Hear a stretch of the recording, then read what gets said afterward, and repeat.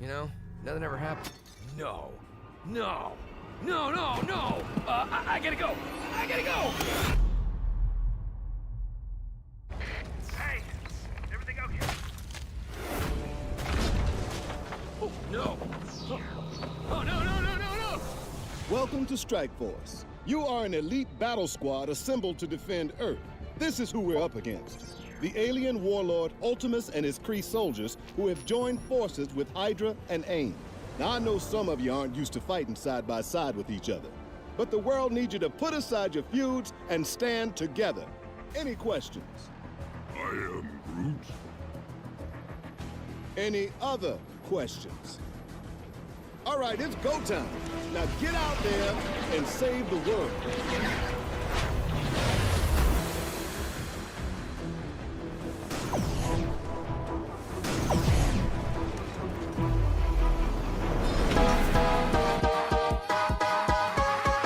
You need help with your Marvel Strike Force game? Then come down to the school of the Game Father. Valley Flyin did, and he learned that you can't beat the Game Father. Valley Flyin. That's right, I'm the 3-time Super Sunday Red Stip Blitz Orb champion. After I uppercutted Valley Flyin in his vagina for the 3rd time, he went home and cried to his little mommy, and now I need a new challenger. Bring it, little boy.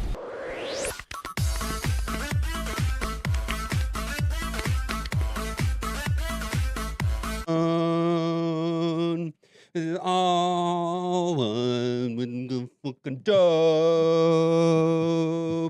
I be ballin' like a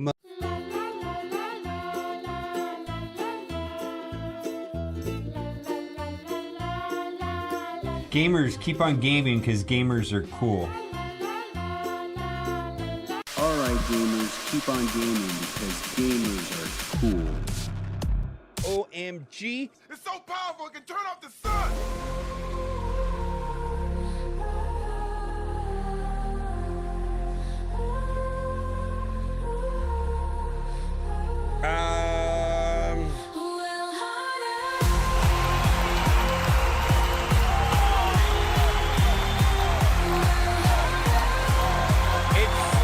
The video is coming.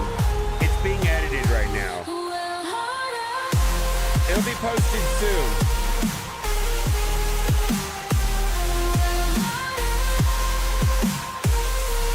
Yeah, it's coming.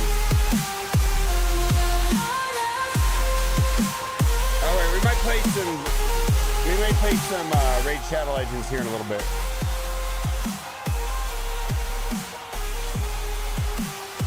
Be right back.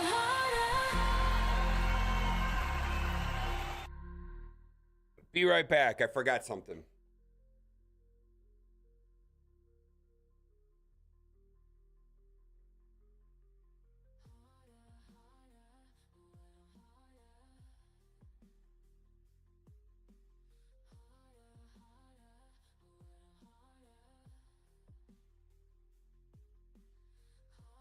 Hello, how are y'all doing today? We are playing Marvel Strike Force, of course, a horse, of course.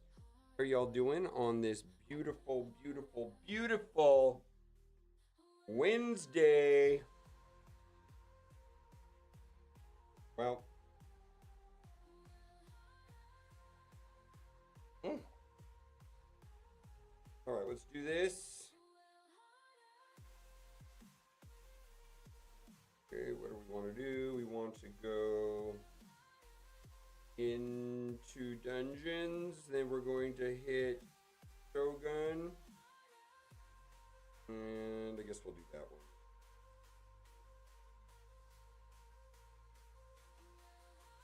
one. Okay.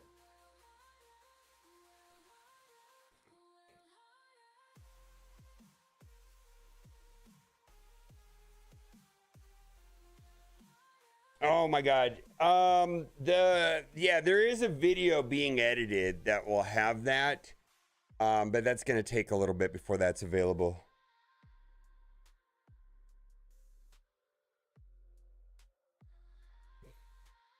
Yeah, cooperative. I hear you. Thank you for downloading with a link. Did you use the promo code Monkey King? You got to get Sun Wukong. He's very good.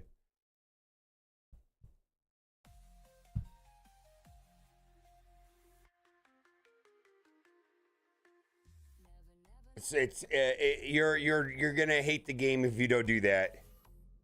It's very helpful.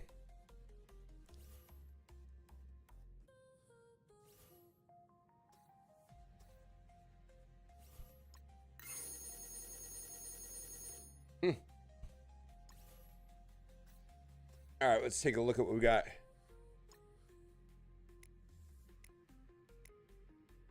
Emma Frost.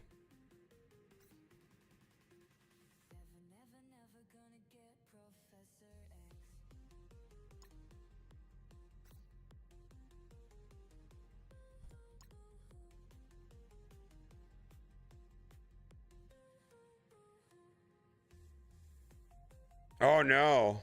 No, you can only do one. You can only do one per 24. Which one did you do? Which code did you do? You can only do one total code and it has to be in the first 24 hours.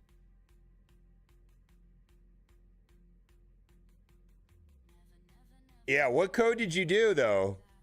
If you didn't do like Supreme Gallic or Monkey King or Get Alice and you did some random code, oh no, yeah, you're screwed. You uninstall that account and start over. I'm not even kidding. You can only do one code per 24 hours, and you most certainly absolutely have to do the legendary code, or else you're fucked. It's like start over. I'm dead serious.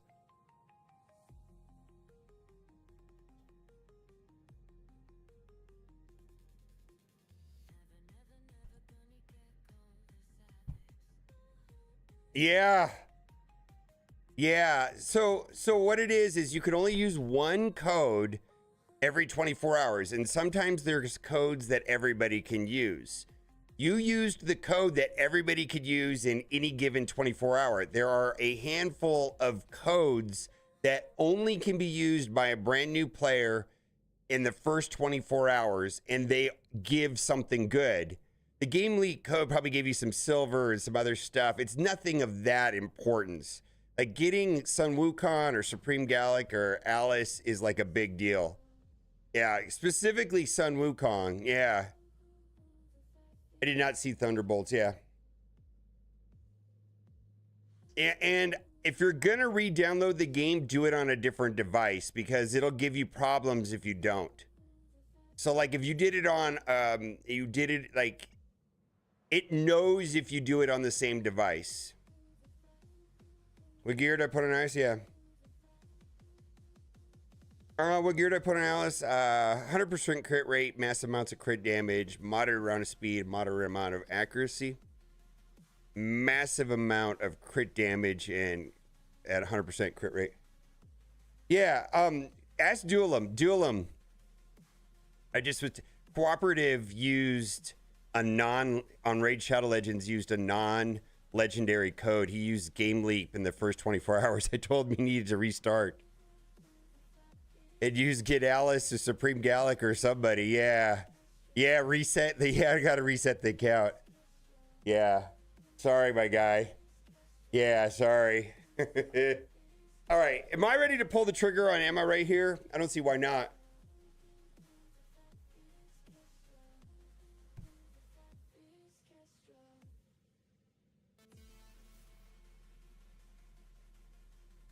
Yeah, just do Monkey King. Holy shit. Or, yeah, just do Monkey King. All right, I won't then.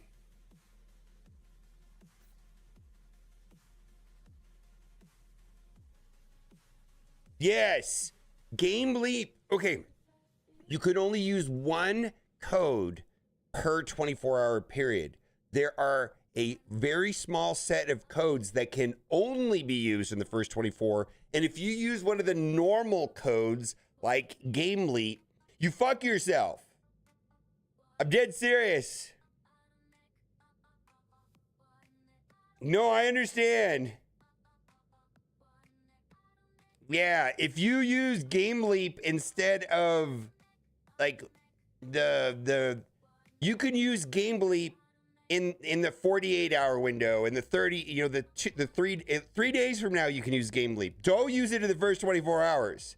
Like, I could go in game right now and do Game Leap and get the stuff, but if I didn't use Monkey King in the first 24 hours, I massively set my account behind. Massively. No, I'm familiar with Ash. I've actually had several conversations with Ash.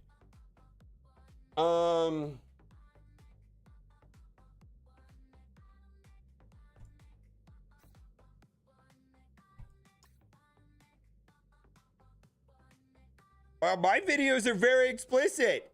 And you have to do it this way. I mean, I'm very explicit in every single one of my videos.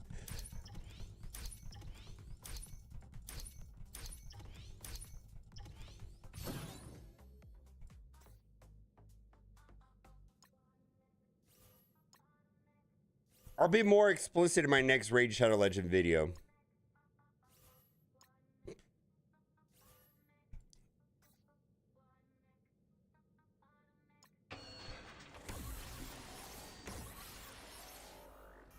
Yeah, they changed mine. They actually really upgraded mine now. A lot, actually. It's like a legendary and 2 epics, and pretty good ones. Pretty good epics. Like 2 epic supports that are useful. Like Ugo and Tagore. And then, yeah.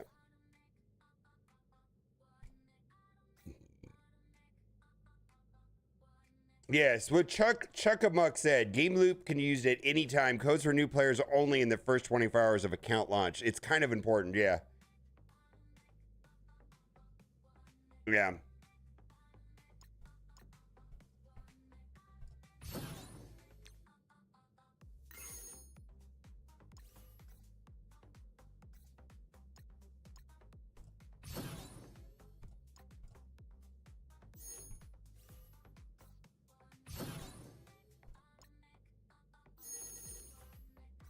Oh, I need to do this other stuff first. Why am I doing this now? What time do we got? Oh, 1 minute. Shit. All right. Hopefully I did all of this stuff down here. Fuck me. Got objectives. Oh, it's too late. I missed it. All right. Well, that's fine.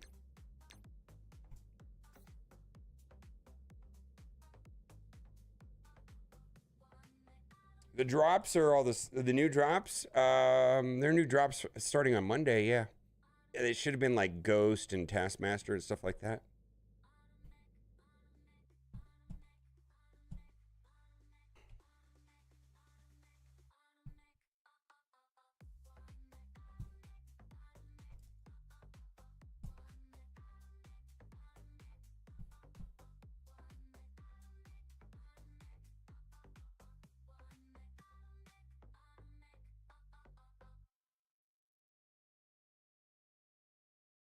All right, here we go.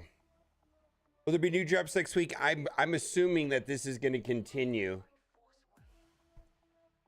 I don't know for how long, but I believe that this has been a success for them. I wonder how much it costs and if it's worth it. It has to be, right?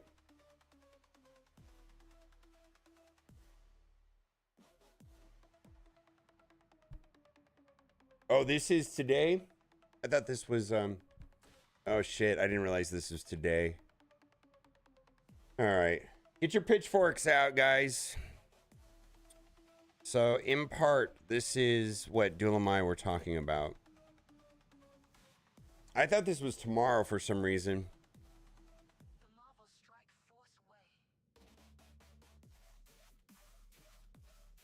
I have a lot of thoughts about this. I thought this was actually tomorrow. Commanders, first of all, we want to thank you for all the feedback you've shared about Overpowered.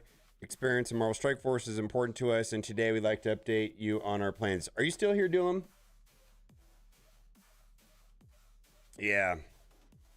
Because this, I'll give you context after I read this. As we share in our original Overpowered block of goals, ensure your hardening compression is useful and provides an effective boost in combat. Marvel Strike Force is a game of character collection, progression, resource management, and squad-based combat. Many of the rewards you earn through gameplay are for upgrading your levels, gear, or ISO 8. and that needs to feel satisfying and make your character stronger. As Marvel Strike Force, yes, Boosh, that was, I'll get to that. I'm very aware of that. I'll talk about, that's actually the one paragraph I wanted to talk about in particular. As Marvel Strike Force has grown over the years, new progression has become less effective in helping you win combats. I feel there are two key reasons behind this. As stats got bigger overall, each new level made less of a difference in future formulas. Character design has evolved over years, and increasing powerful character abilities have made stat progression less meaningful. One approach to solving this could have been adding increasingly large numbers to new character levels, gear tiers, and ISO upgrades. This had some downsides. It would devalue progress for newer players and inflate character power for numbers unreasonable levels. It also wouldn't scale well over time, with numbers needing to grow exponentially over the next few years to be impactful. I'll come back to this paragraph right here. Instead, Overpowered was created to address this in a way that scales well by keeping your underlying stats at reasonable levels and adding a bonus you're fighting an enemy weaker than you. This ensures progression remains valuable as we continue to develop Marvel Strike Force. We've had an opportunity to gather data from hundreds of thousands of your battles and review the impact of Overpower on the game. Gameplay data like this is crucial for understanding how our diverse community of players interacts with character progression in combat in a way that no amount of internal testing can accomplish. After reviewing the data, here is what we're saying. While Overpowered is impactful, it's not overcoming skillful play and good squad selection in most cases. Players are choosing their battles more strategically and relying on proven counters, which allows them to find success in combat through smart decisions, even when taking on higher powered opponents. Overpowered makes the most difference in matchups where one squad has significantly more progression than the other. This is an expected outcome, and a big gap in progression should make a difference in battle. Based on these findings, we do not plan to change the combat bonuses provided by Overpower, as they support healthy progression and balance. That said, after thoroughly analyzing player data, it became evident that many mid-game and casual players would benefit from earlier access to Overpowered system. All right. Based on the above, we will be revising the thresholds needed to unlock each Overpower level. So this is going to affect early and mid-game players, but I think the point for in-game players is that this is not going away. Our goals with these updates are make it easier for players to get into the early and mid levels of Overpower, reasonable requirements to attain each level so progression feels possible within reach, provide a valuable combat boost to players chasing and earning maximum progression to their character levels, gear, and ISO 8.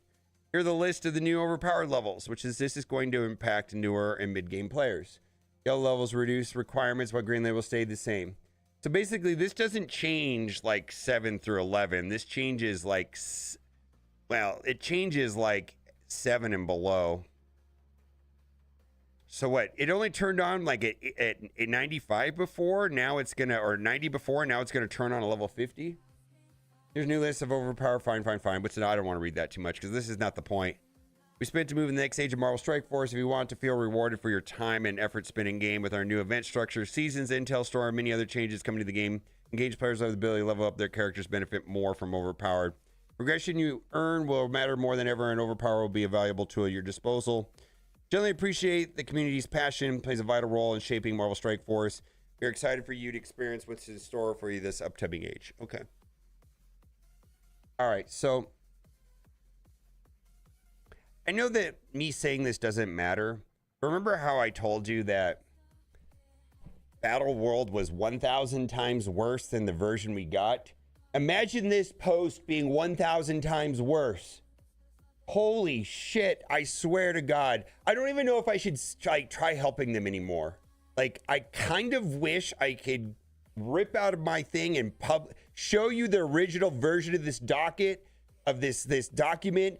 You guys would burn the game to the ground if you saw what they originally wrote. Holy shit, this is like 1,000 times better than their first draft. And I don't know, I'm sitting here thinking is like, yeah, people are still not going to be happy with this, but this is like 1,000 times better. Same thing it was with Battle World. Battle World was garbage when it came out, but it was 1,000 times better than the version I saw.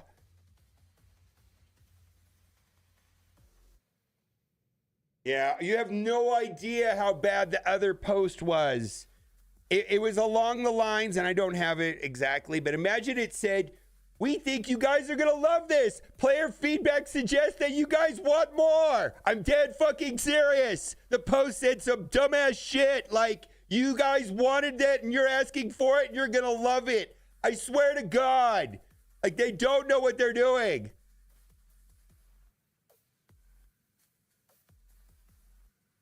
I'm not even kidding.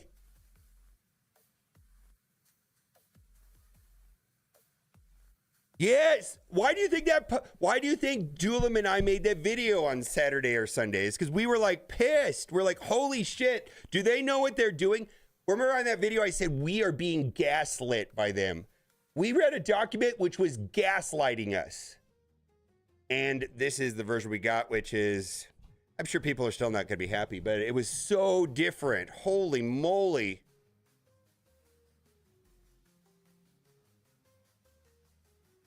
Well, there you go.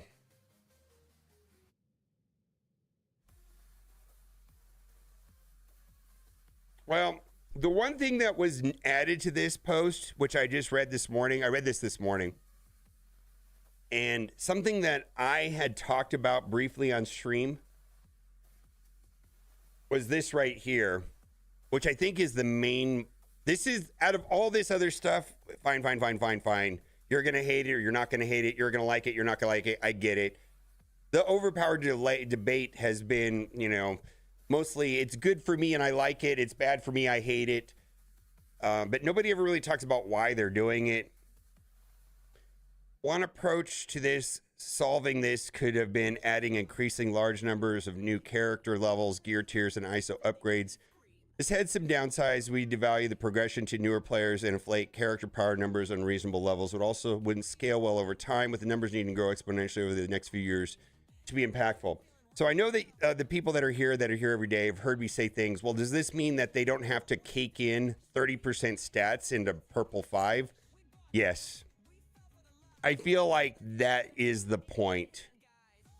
Every time they try to sell us a new character, a new team, or a new progression system, or gear tier 21, or level 105, they had to ramp it up by like 25-30% to make it meaningful. And overpowered kind of offsets the need to do that. I've said this. I was saying this last week. So it's interesting to see this in print, essentially.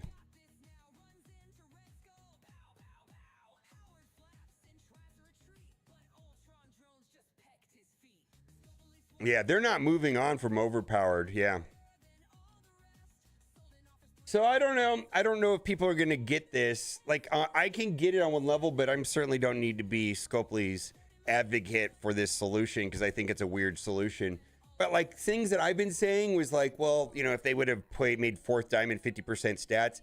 What they're saying is that they can't do that forever. I guess. Just power creeping the shit out of the game was not a long-term plan to them, I guess. And they felt like this is the way to curb that. I don't know. I have to think about it. Yeah, see, the problem is if the teams don't perform better, nobody buys them. To get them to perform better, they have to like power creep the shit out of the game. So overpowered kind of sidesteps that a little bit. Like, to make gear 20 useful, they have to power creep it. To make purple 5 useful, they have to power creep it. To make diamond 4 useful, they have to power creep it. So they're saying this is their way of curbing power creep, I guess. One approach to solving this could be adding increasingly large numbers to new character levels, gear tiers, and ISO upgrades. This had some downsides. It would devalue progression for newer players and inflate character power numbers to unreasonable levels. It also wouldn't scale well over time, with the numbers needing to grow exponentially over the next few years to be impactful. All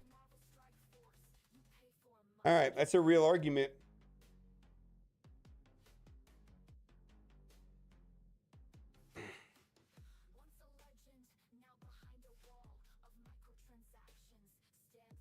Yep.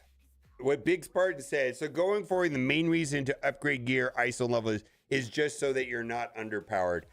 You get that is exactly it. I'm cutting pasting it because that is the essence of what this is. It really is.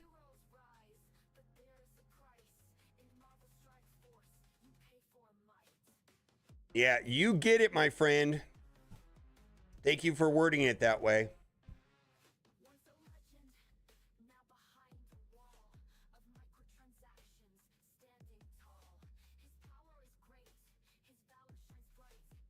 All right. Also, can I?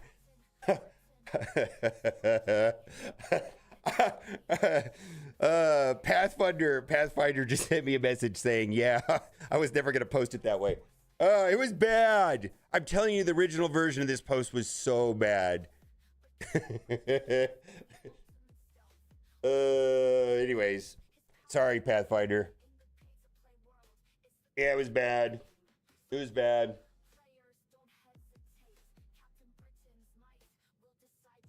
Sorry, Pathfinder. Oh my God, it was bad. It was so bad. It was so bad. Thank God.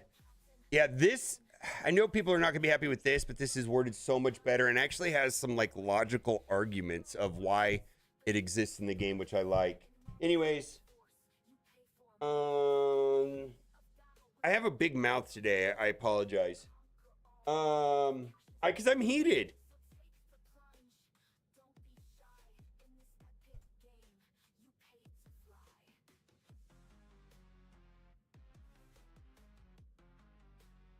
I don't know, man.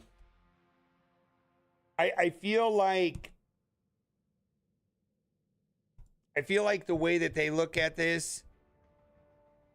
So go for it. The main reason upgrade gear, ISO, and level is just so that you're not underpowered. Yeah.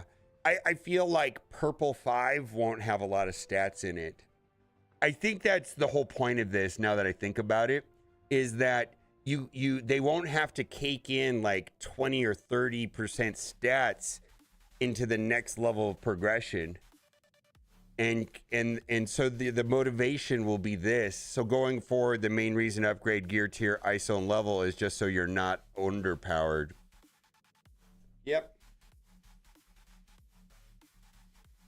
So the reason why this is not an issue in like a game like Raid Shadow Legends is because it's all the game is PV, because the game is PvE. This game is PvP. Raid Shadow Legends can actually release shit characters and nobody cares. They don't need to power creep the character kits because the gear is what power creeps the game.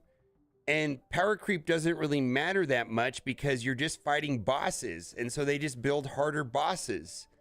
You know what I mean? It's not like you're playing against another player all the time. Most of the game is not PvP. This game is, if this game was mostly PvE, none of this shit would matter. Yeah.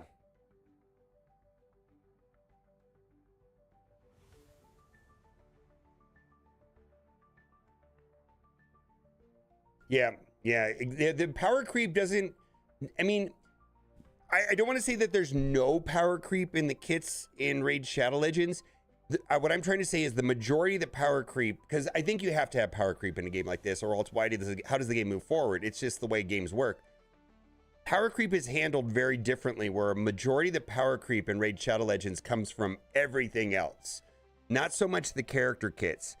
There are, like, one of my best characters in my roster in Raid Shadow Legends is Arbiter. You get Arbiter for free by finishing the Arbiter missions, which takes several months, maybe 6 months, whatever it is. It is a character that was launched on day 1 of Raid Shadow Legends, and her kit is useful. But if I went back in time 6 years ago and I looked at the way that Arbiter was put together with the gears and the mods and the masteries and the blessings and the red stars and the relics, they didn't exist in the current form of today. The power creep is happening in all of those other ways, not necessarily in the characters and the character's stats. They just do power creep very different over there. It happens like in every other possible way.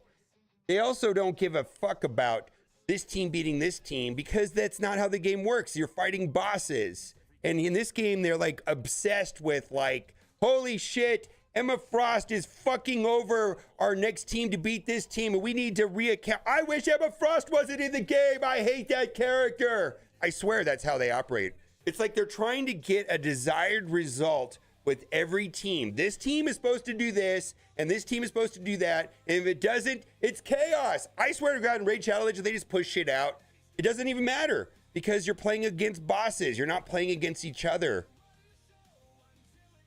It's just very different.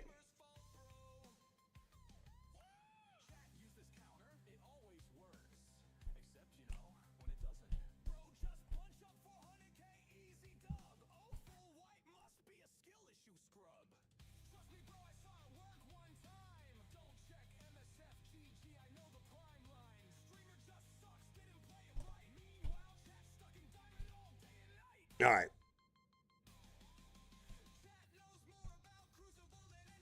And unfortunately, and I know nobody wants to hear this, on some level I agree with this. What were this? And I'm not trying to make this argument because I don't think Overpowered is popular, but I do understand this right here. I feel like this is, how do I explain this? I feel like this is partially true. I feel like this is, I think two things can be true, but there's some things that are not said here. What they didn't say is we were going to have to stat crease everything to shit in order for our Krakens to keep spending. And because we're not stat creeping through things through the roof,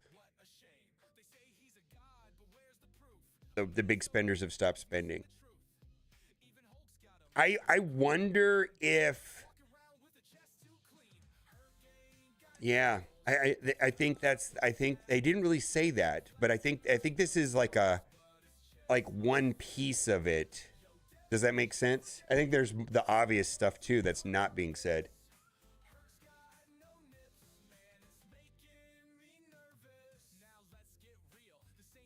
How come they're saying, imagine this post saying that you wanted this and that the players want this and you're gonna love it. Imagine this post saying that. I don't know how it was exactly worded, but it was atrocious. It pissed me off. That's why that's why I made that video. I was like, oh my God, this is awful.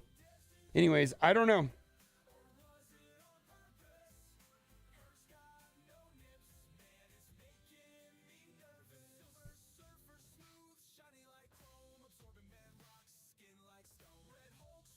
If big spenders stop spending, I think that happened also.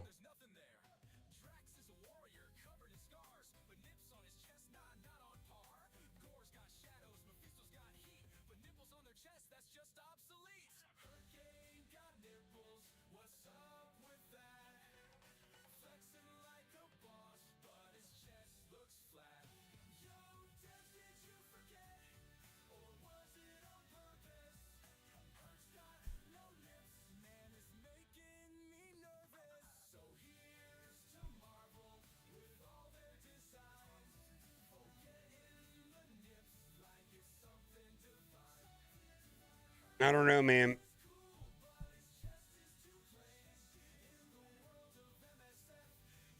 Yeah, I mean, mine's working.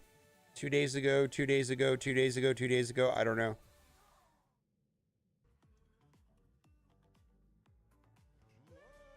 I mean, unless you're on iOS, and then that's a different problem.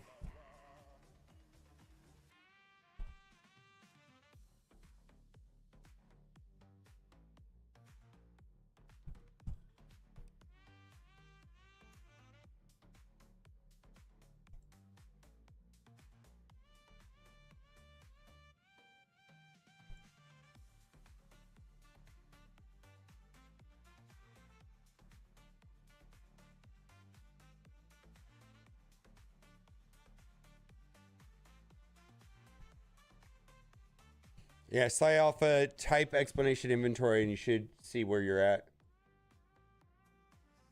I don't know, man.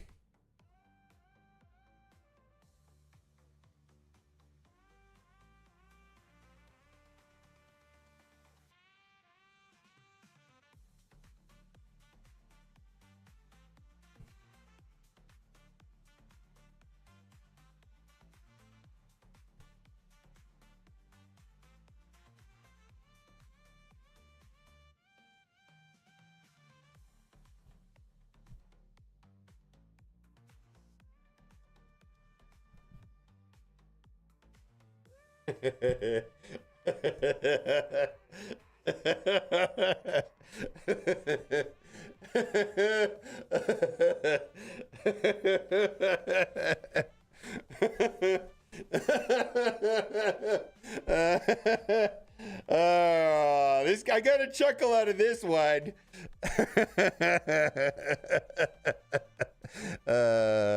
Dossier. Oh man. Oh yeah, this is a funny one, man.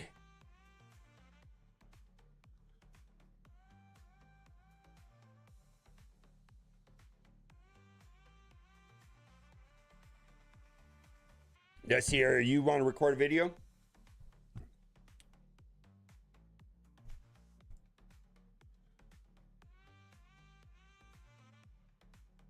See him.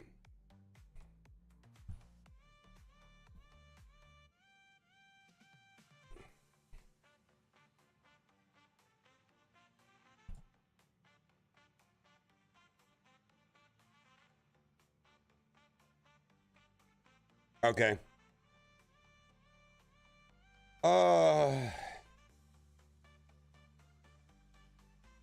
See, I'm gonna put this out tonight. What's today?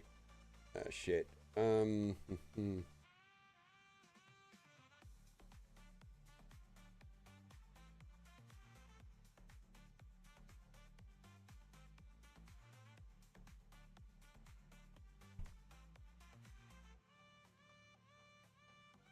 right, that's so annoying.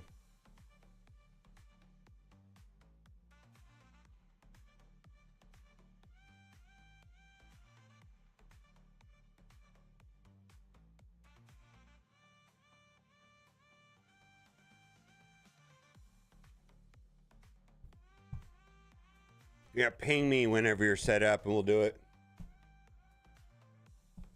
No Toggle, you're the second person to say that. Being that there's several people in chat that have not getting drops, check with each other real quick. You're like the second or third person to say something about that.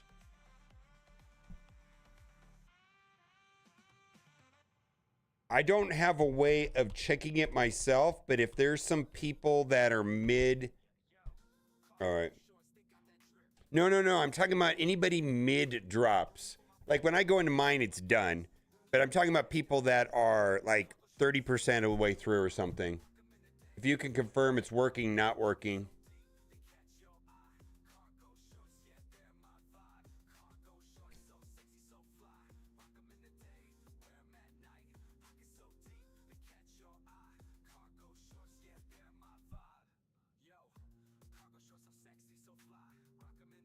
Log out and log back in. There you go. You had to close and reload Twitch. Okay, several people have had problems today. Also, I fixed my green screen. Holy moly. Let's see if I can show it. Like it was bad.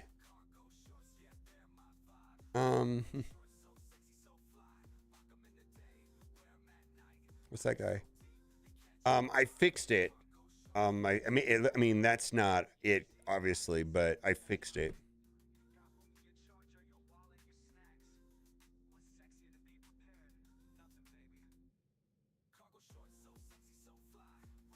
Why is the GM making videos now?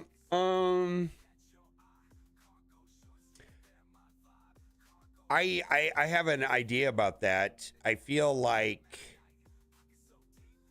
how do I explain this?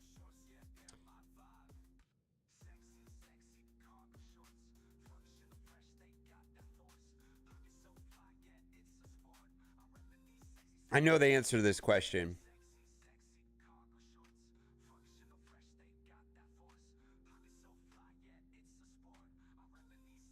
He's being transparent. Now, the answer to the question is, one, he wants to, and two, he's actually fairly good at it. Does that make sense? I've experienced other GMs that not only did not want to, they were not good at it. So that is the answer to the question. He's actually fairly well spoken.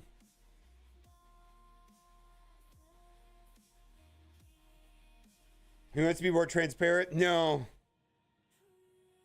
Monkey King. 1000% Monkey King. Yeah, it's Monkey King. The answer is Monkey King.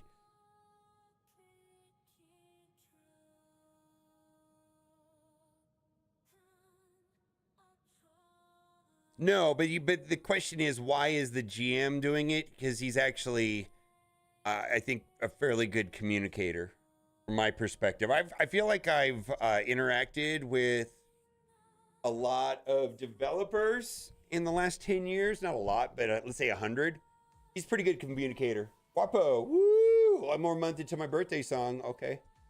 Adeline coming through for 62 months in the 5-year club. The answer is because why not? Yeah. You know, I've talked to other GMs.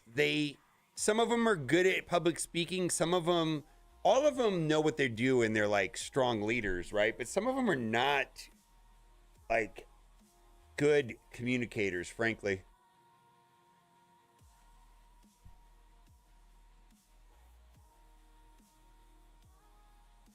What? Oh boy. Oh boy.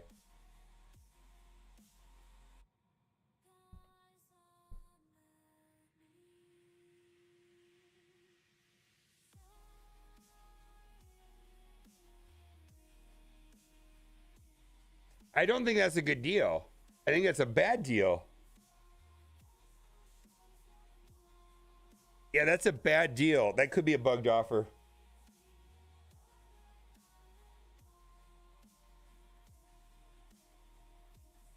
Is this a joke?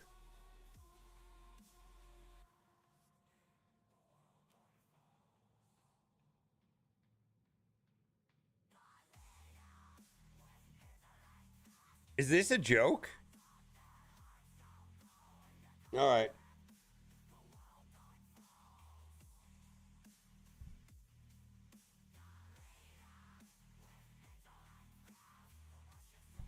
I believe I have Kahori in room 2 anyways. Oh yeah, ping call. I'm sorry, Darcy. Just ping me when you want, when you're ready. I'll do this later. Yeah, I had Kahori in room 2 already.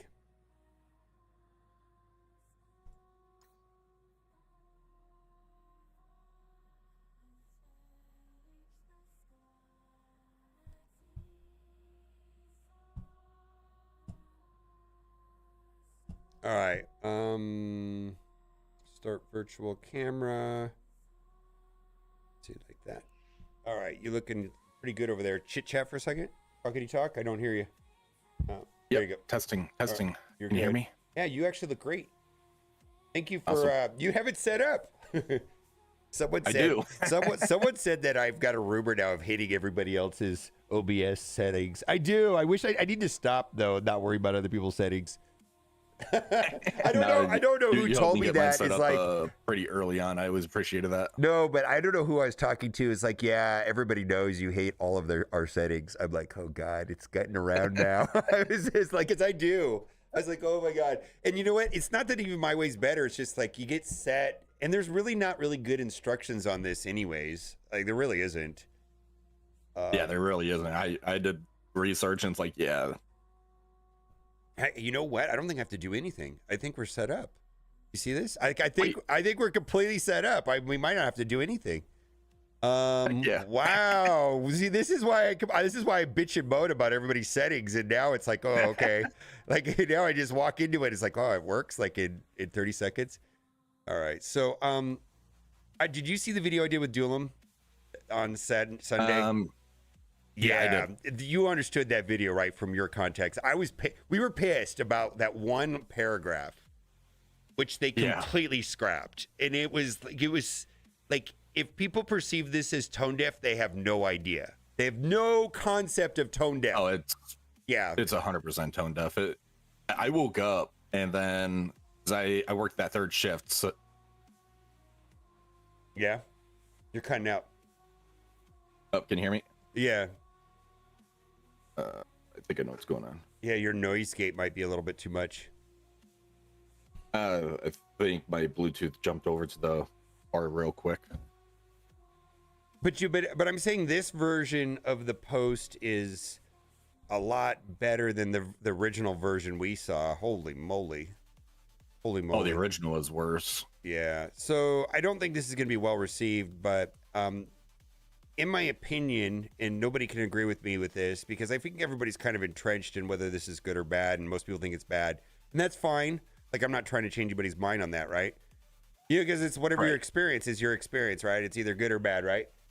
But this is the first time that they actually gave, in my opinion, their position on why they're doing this, which I have not seen before. And and this is half of the problem. I think we all know what the other half of the problem was. It's about money, right? Let's get that out of the way. It's a two-pronged problem. One is money and needing to add value to Krakens. Let's just get that out of the way first, right? Because everybody knows and thinks that anyways. But this was like something that I talked about and speculated about. So one approach into solving this could have been adding increasingly large numbers of new character levels, gear tiers, and ISO upgrades. It's had some downsides to devalue the process to newer players, inflate character power numbers on reasonable levels. Wouldn't scale well over time, with numbers needing to grow exponentially over the next few years. So I was making a case on why did they just make the fourth diamond, make it 50% attack? Well, this is kind of stating why, because then they're going to have to do that for the fifth diamond and the sixth diamond and the seventh diamond, and it'll never end, right? Is what they're saying. Yeah, exactly. And it's kind of making it to where you cutting out? It's being weird. But yeah, I mean, by doing this, it's just making it to where it's people that can get the early advantage is going to get a massive advantage. Yeah. Okay, so like I feel like so let's just talk about character shards, right? Like they made it so that you either buy all of them on day one and then everybody gets them for free on the 6th month, right? And they kind of made that process more steep than it was in the past, right? Like before, it was less, like more people, I'm just going to say more non-spenders had the characters at a certain level in the first 2 weeks than the current system. Boy, I'm not describing it well. Like it went from like this to like this, or it went from like being kind of like a flat curve to a very steep curve, if that makes any sense. Like the number, like how quickly you could get how quickly you could get the character to 7 stars was faster, but the number of people that had any character at all was extended out, right? Like it gave the people that bought the character on day one some extra exclusivity, right? And Overpowered absolutely furthers that with ISO, gear tiers, and levels. And my prediction is that Purple 5 won't have these 20-30% stats. It'll be way more moderate, like 10%. If that. I'm thinking like 15, yeah. They're going to scale it back. Yep. And so then that... we should probably just... Go ahead. Yeah. So going forward, the main reason to upgrade gear tier, ISO, and level is so that you're not underpowered. Wow, that's the reality, right? And making sure that you only invest in the newer teams and not using like teams like Gamma or Out of Time, even, because Out of Time for me got wrecked by Spider Society. Say it one time. Say it again. What team got wrecked by Spider Society? Out of Time. Yeah. Have basically sold my entire team, and Black Knight was even up on them. Black Knight doesn't really get a lot of benefit from Overpowered, strangely enough. Yeah, just make sure that he doesn't get like the 50% damage. He doesn't. It's based off of health on the it doesn't help the pings, but it helps the yeah, anyways. Yeah. Hope they buff Overpowered. Okay.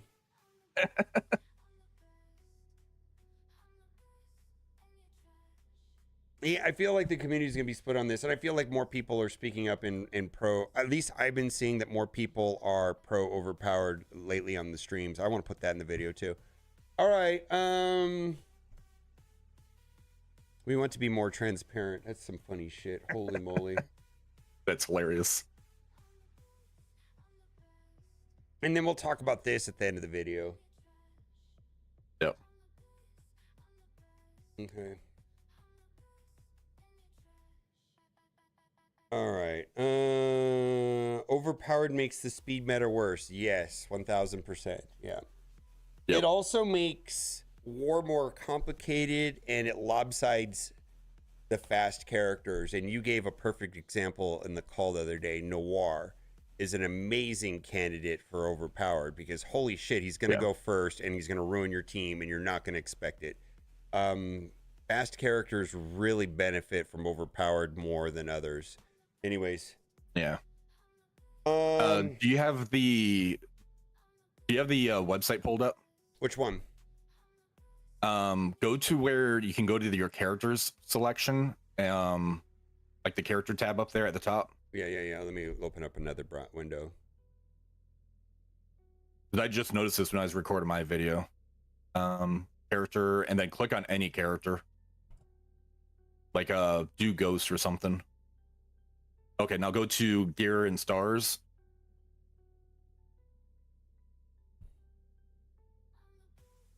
Oh wait, let me turn on my should camera. Oh, hold on. Now go. I just put it into Discord so you can see faster. Okay. There you go. I'm sorry. Cool. That's that. We're having lag is the problem. Okay, I get what's going on now. Yeah, so there's an overpowered section on there, so you can actually turn that on and see what your stats end up jumping up to. Okay.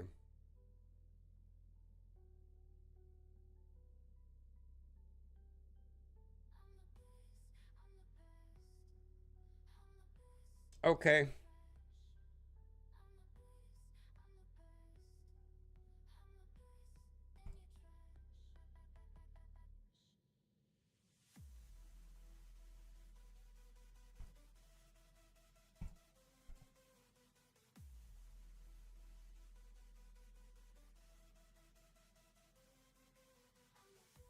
All right.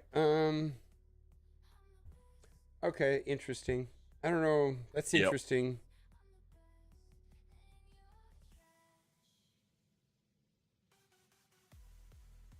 I'm gonna just the video. I feel like this is just like Battle World. Like to me, this feels like Battle World. I don't know when you came on the stream. I hopped on about 20-30 minutes ago. You were like wrapping up, I think. All right. What I'm saying is that remember when Battle World, like when Battle World came to the game and it was terrible, and we kept trying to tell people that it was a lot worse, and nobody believed us. Yeah.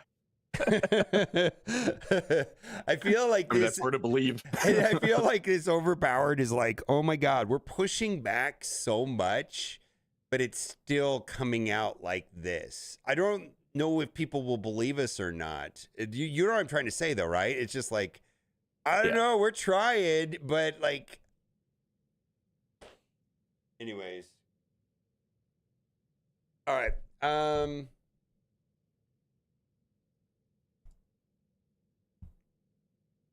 Oh man. Do you use a YouTube playlist for copyright free music? No, I got what's it called? Artillo or no, Epidemic Sounds is what I grabbed. And then you have to pay for that? Yeah, it's a monthly thing. What happens when you stop paying it? I'm not sure, honestly.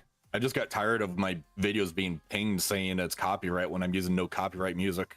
So I'm like, screw it, I'll just pay. I got fucked by Monster Cat and they went shady on me when I tried to cancel. So I don't know if I want to. That's a whole conversation we can talk about later. But yeah, I don't. Yeah. That's the only. Like, I know some people really hate the AI music, but it's very deliberate at this point. This is some funny. This is so funny. I think there's a cat in the closet. Hang on a second.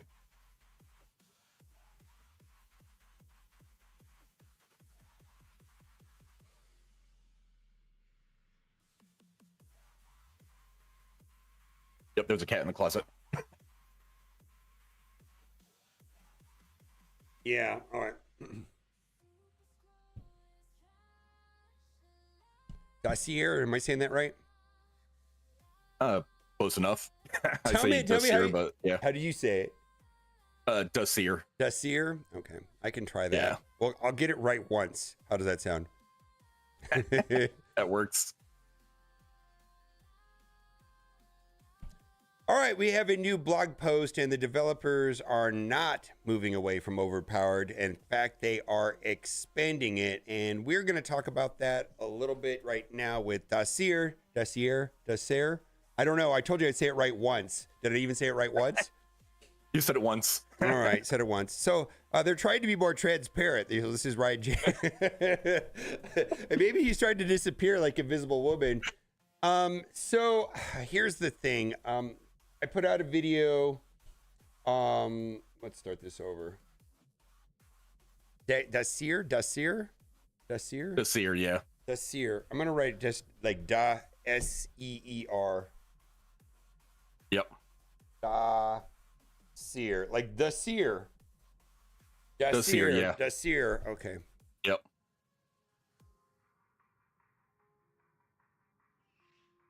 All right, joined with me today is Dacier, and the headline right now is that there is a new blog post, and quite simply, they are moving forward with Overpowered. In fact, they are expanding it to lower levels of the game in attempt to be more transparent. See what I did there? We got Ryan Jacobson trying to be more transparent. Maybe he's trying to be Invisible Woman, and we're going to talk about this post, and I know this is going to sound weird, but you understand what I'm going to try to say about this. Like, we pre-tested Battleworld and gave them insanely horrible feedback, and then they modified it, some of it, right? And then it still came out a disaster, but in some ways, it could have been a lot worse. And the same is true with this post here. Does that make sense? Like, we're trying, but you know, like everything's a compromise, I think, in a lot of ways. But this post was worded so drastically differently, and no context, and straight gaslighting, in my opinion. And that's still going on to a certain extent. And largely, you know, that was the whole reason why this video was made a couple days ago. They aren't listening because I was like, oh my God, I don't know if people understand what's going on. So there's some things in this post that are bad. There's some things in this post that are not said. Also, I don't think that this post is going to change anybody's opinion. Like, if you hate Overpowered, you're still going to hate Overpowered. And if you like Overpowered, you're still going to like Overpowered. There is one small thing in here that I found to be interesting, and you know where I'm going with this, right? But it was, there's like one meaningful thing that gives context to what they're trying to do, kind of. It's like half of the problem, right? They don't address the money problem, but they address the power creep problem. So let's read this first, and then I'll get your take on it. Overpowered insights and updates. Commanders. First, we want to thank all of you for the feedback. See, that's the part that was driving everybody crazy. You have shared with us about Overpower. Your experience in Marvel Strike Force is important to us, and today we'd like to update you in our plans. And I want to assure you that they had that worded so much worse, and that is still probably should not be there. But anyways, as we shared in our original Overpowered blog, our goal is to ensure your hard-earned progression is useful and provides an effective boost in combat. And I feel like this is the big disconnect, is a lot of people don't feel like that is actually happening. They feel like the opposite. Marvel Strike Force is a game of character collection and progression, resource management, and squad-based combat. Many of the rewards you earn through gameplay are for upgrading your levels, gear, ISO 8, and that needs to feel satisfying and make your character stronger. As Marvel Strike Force has grown over the years, new progression has become less effective in helping you win combats. We feel there were two key reasons behind this. As the stats got bigger, each new level made less of a difference to the combat formulas.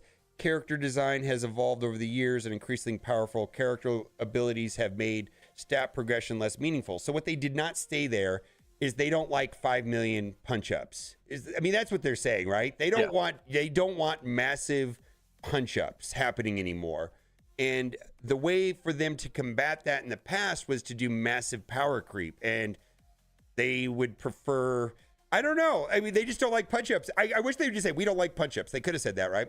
So this is the interesting paragraph where we're going to circle back to this. One approach to solving this could have been adding increasingly large numbers to new character levels, gear tiers, and ISO 8 upgrades. This has some downsides. It would devalue progression for newer players and inflate character power numbers to unreasonable levels. It also wouldn't scale well over time, with the numbers needing to grow exponentially over the next few years to be impactful. And I have like 9 million thoughts about this, and I'm sure you do. I kind of want to get through the post, and we'll come back to this, because I think this is probably, for me, was the most important part of the post, other than they're not budging and overpowered and they're moving forward. Instead, Overpowered was created to address this in a way that scales well by keeping your underlying stats at reasonable levels and adding a bonus if you're fighting an enemy weaker than you. This ensures progression remains valuable as we continue to develop Marvel Strike Force. We've had an opportunity to gather data from hundreds of thousands of your battles and review the impact on overpower on the game. Gameplay data like this is crucial for understanding how our diverse community of players interacts with character progression and a combat in a way that no amount of internal testing can accomplish. So this is trust me, bro, right? kind of trust me, bro, right? After reviewing the data, here's what we're seeing. While Overpowered is impactful, it is not overcoming skillful play and good squad selection in most cases. Well, I like put that word most in there. Players are choosing their battles more strategically and relying on proven counters, which allows them to find success in combat through smart decisions, even when taking on higher powered opponents. I think this is just a reversion to a speed meta is all it is. Overpowered makes the most difference in matchups where one squad has significantly more progression than the other. This is an expected outcome, as a big gap in progression should make a difference in a battle. Okay. Based on these findings, we do not plan to change the combat bonuses provided by Overpowered, as they support healthy progression and balance. They're not backing off of Overpowered, which they're just not. I don't see that as being that's not the direction they're going in. That said, after thoroughly analyzing player data, it became evident that many mid-game and casual players would benefit from earlier access to the Overpowered system. And for me, this part of the post is they're expanding Overpowered to lower levels, and this is not going to affect veteran players at all. But it does show why they're doing it, or why they think it's a good idea to do it, and also that they're not backing off of this idea. Our goals with the updates are making it easier for players to get into the early and mid levels of Overpowered, reasonable requirements attained to each level so progress feels possible and within reach, provide a valuable combat boost to players chasing and earning maximum progression to their character levels, gear, and ISO 8. So before, Overpowered started at level 90, now it's starting at level 50, and pretty much remains the same. I mean, in fact, for me, we were both on the character shard. We've both been playing the game since soft launch. We're on the second oldest shard, so we've both been playing this game well over 7 years, probably 7.5 years at this point. So this is not going to affect veteran players. This is for newer mid-game players, right? As we move into this next age of Marvel Strike Force, we want you to feel rewarded for your time and effort spent in game with our newest event structure, seasons, the Intel store, and many other changes coming to the game soon. Engaged players will have the ability to level up their characters to benefit more from Overpowered, and I feel like all this stuff has been overshadowed. Holy moly. The progression you earn will matter more than ever, and Overpower will be a valuable tool at your disposal. We generally appreciate the community's passion. Okay. It plays a vital role in shaping Marvel Strike Force. We are excited for you to experience what's in store for you in this upcoming age. So what was your main takeaway on this post? What do you get out of it? The main thing is where Overpower is starting at. Having that start at level 50. I know you did a new account last year. I think you can get to level 50 in what, like 2-3 days, if you're like really pushing and trying. 2 days. Day 2. So you're gonna walk into Overpowered in day 2 and start getting wrecked.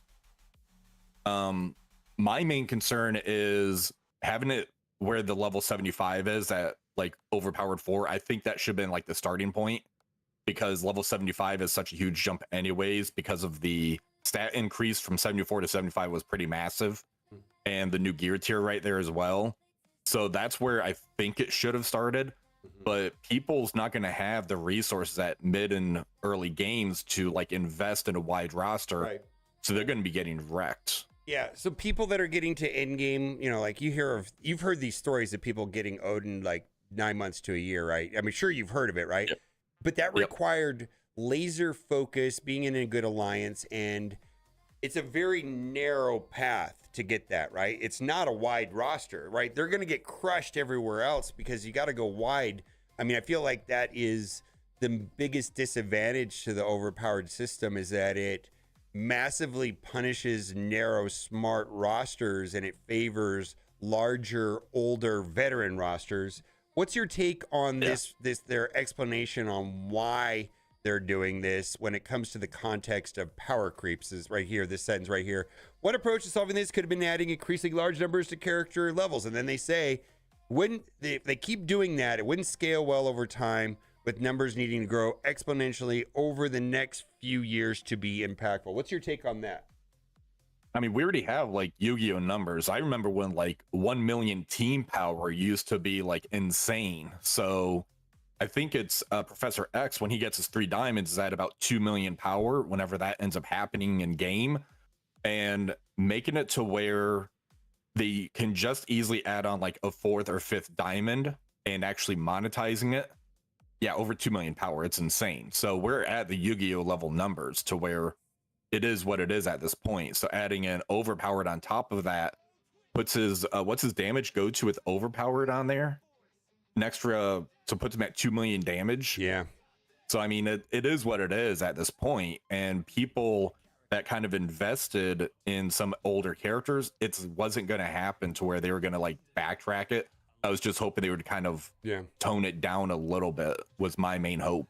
Yeah, and I'm going to say that 100% of the Professor X's in game right now are at a gear tier 20, or 99% of them. I mean, why not, right? I mean, that's the logical choice. So I guess the way that I read this is that, you know, let's say Purple 5 comes to the game, and in the past, like when they went to gear tier 20 or level 105 or whatever, right? They had to stack in between 20 and 30% stats. And they kind of had to do that with diamonds, right? You know, and so maybe the way that I'm interpreting all of this is that, you know, Purple 5 is going to the game, and maybe it won't have those kind of stat increases because they're trying to control power creep. But I did like what Bid Spartan said. So going forward, the main reason to upgrade gear, tier, ISO, and level is just so that you're not underpowered. Do you see that being a reason? I mean, that's the way it's going. That's exactly what it is. Is there's certain teams where you look at it, it's like, okay, Night Stalkers is a great example because Blade and Oath moves so fast that putting overpowered on them is such a big advantage. Whereas if you put overpowered on somebody like Rocket Raccoon, who's so slow in Starjammers, isn't going to be doing as much. But Havoc moves very fast, so put it on him, you have a bigger advantage with the overpowered situation. So you really need to look at the speed and just run with it. Yeah, I mean, overpower. I mean, okay, so I will say that this may be part of the reason, but I think this ignores the obvious reason, and that was to give spenders a massive advantage. And I feel like they want the people that go to the next level, whatever that is, gear tier 20 or Purple 5, to get a larger advantage quicker.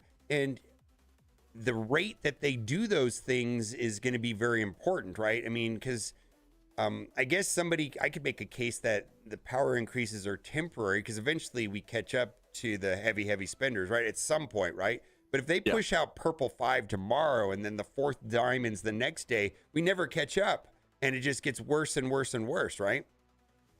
Yeah, and considering the timeline between Dark Dimension 7 and 8 was about 6 months. So if they kind of keep running with that to where once a year we get the next level of ISO on there. So that's going to hit probably about August, September for, say, the one the Purple 5 ends up hitting. That will give those Krakens about 3 to 4 months of a really good advantage to where they can really expand on the roster for those type of ISO or benefits for the overpowered. And then we'll end up catching up for the people that's like light spenders, moderate spenders, whatever you want to call us. Then we can kind of run with that. So it really varies as far as those spenders can get that nice advantage, and then we catch up to them. Right. And for me, I mean, I feel like what Overpowered is doing, which is in direct contradiction to some of their stated goals that we know of, is one, they wanted players to catch up quicker and get faster to in-game. This severely negatively impacts newer narrow rosters versus veteran wide rosters. So it's kind of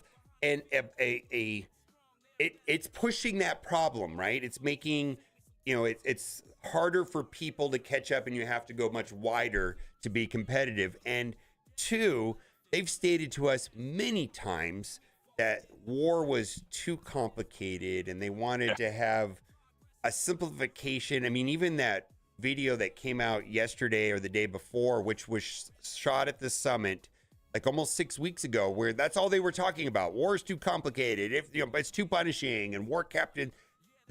Overpowered has made war way more complicated, in my opinion, where you have to account for, and you brought up a good case, like a character like Noir. Noir can wreck people now. Like, the faster the characters are, the more worried you have to be about it. Characters like in-game Thanos, which is gonna do damage to you no matter what, unless you're very smart, right? And then you're getting smashed by in-game Thanos with his passive, right? I mean, it's just like, I don't think it made war easier, and I think this has drastically negatively impacted newer players, whether they're spenders or not. Does that make sense what I'm saying? It's not even about spending, it's about newer players severely got punished by this. Yeah, and having it to where that overpowered's going to be working at level 50 now.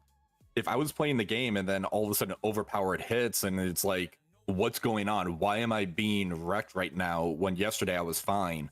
It's going to be night and day for these people with that overpowered, where they're not going to know what to expect. Whereas we've been dealing with it as endgame players for so long that we know how detrimental it can end up being.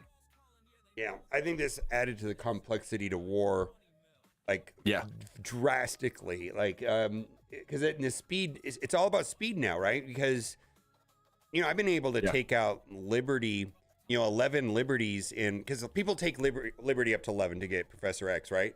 S6 walks over it in Crucible because it's faster, so it's like a speed meta. All this has done is made the meta more speed dependent. And then one last thing before we go, so Room 2 was bugged, right, in Crucible, essentially? Yep. So it definitely was. Yeah, so they're adding the text, and this is already in game right now. Added the text on spawn, Kahori's on spawn speed bar fill will trigger an additional time. And this is already in game. Like, if you go in right now to Room 2, you will see that. I was already putting Kahori in Room 2. What does this change anything for you?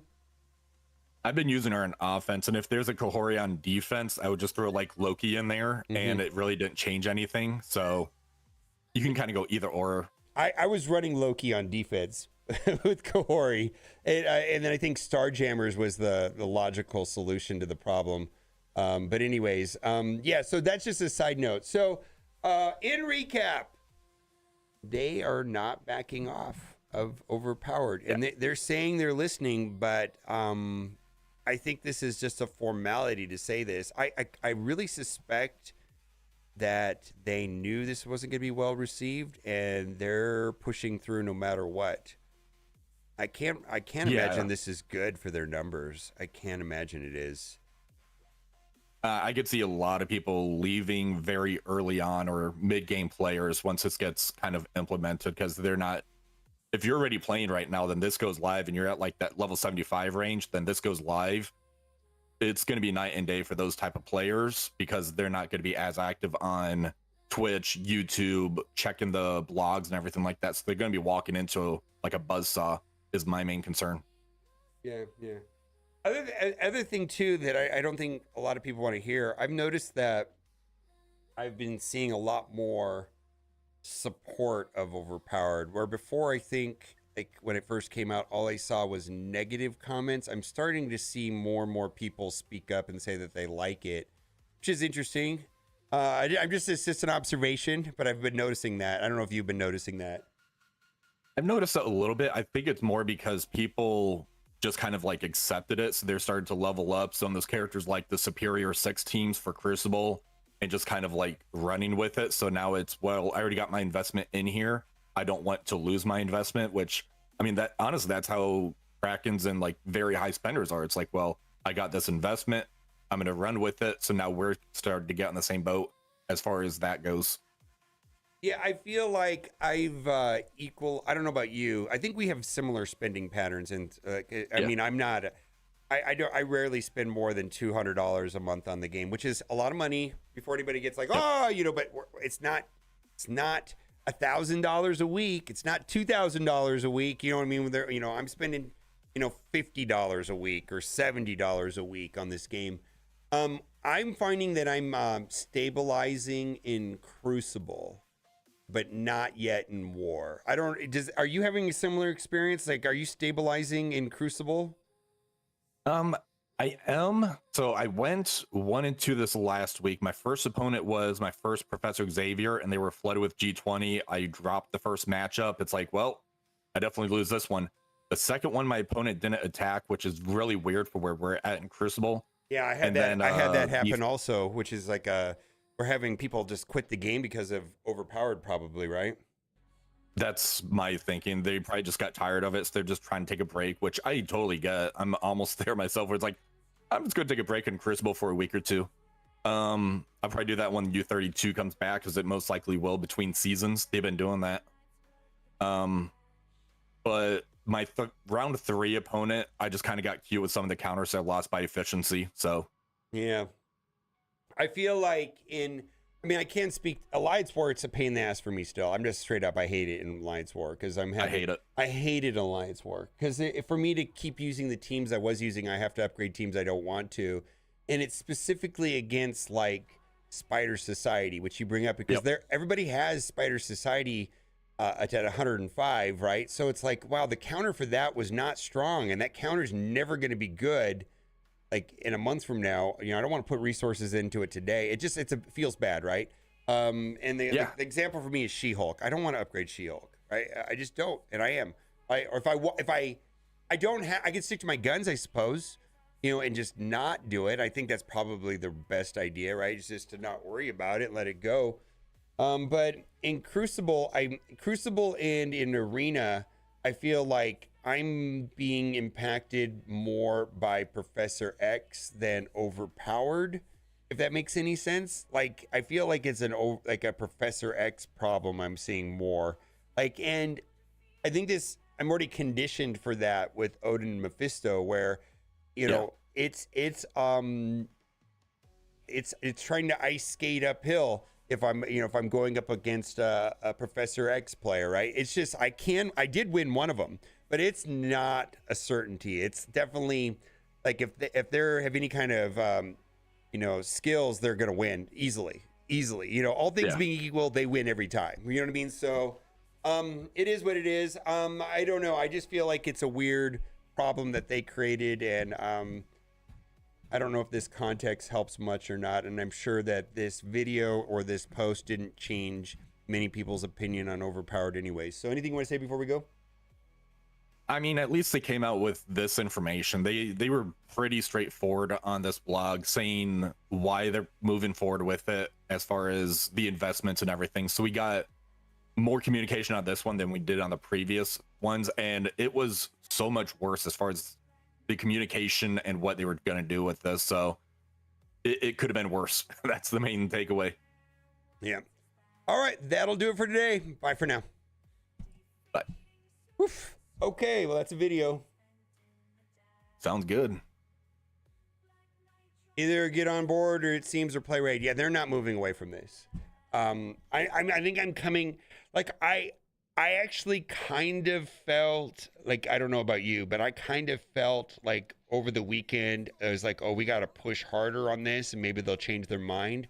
But after reading this, I don't think they're going. I don't think it's going away. I don't think they're backing off of this.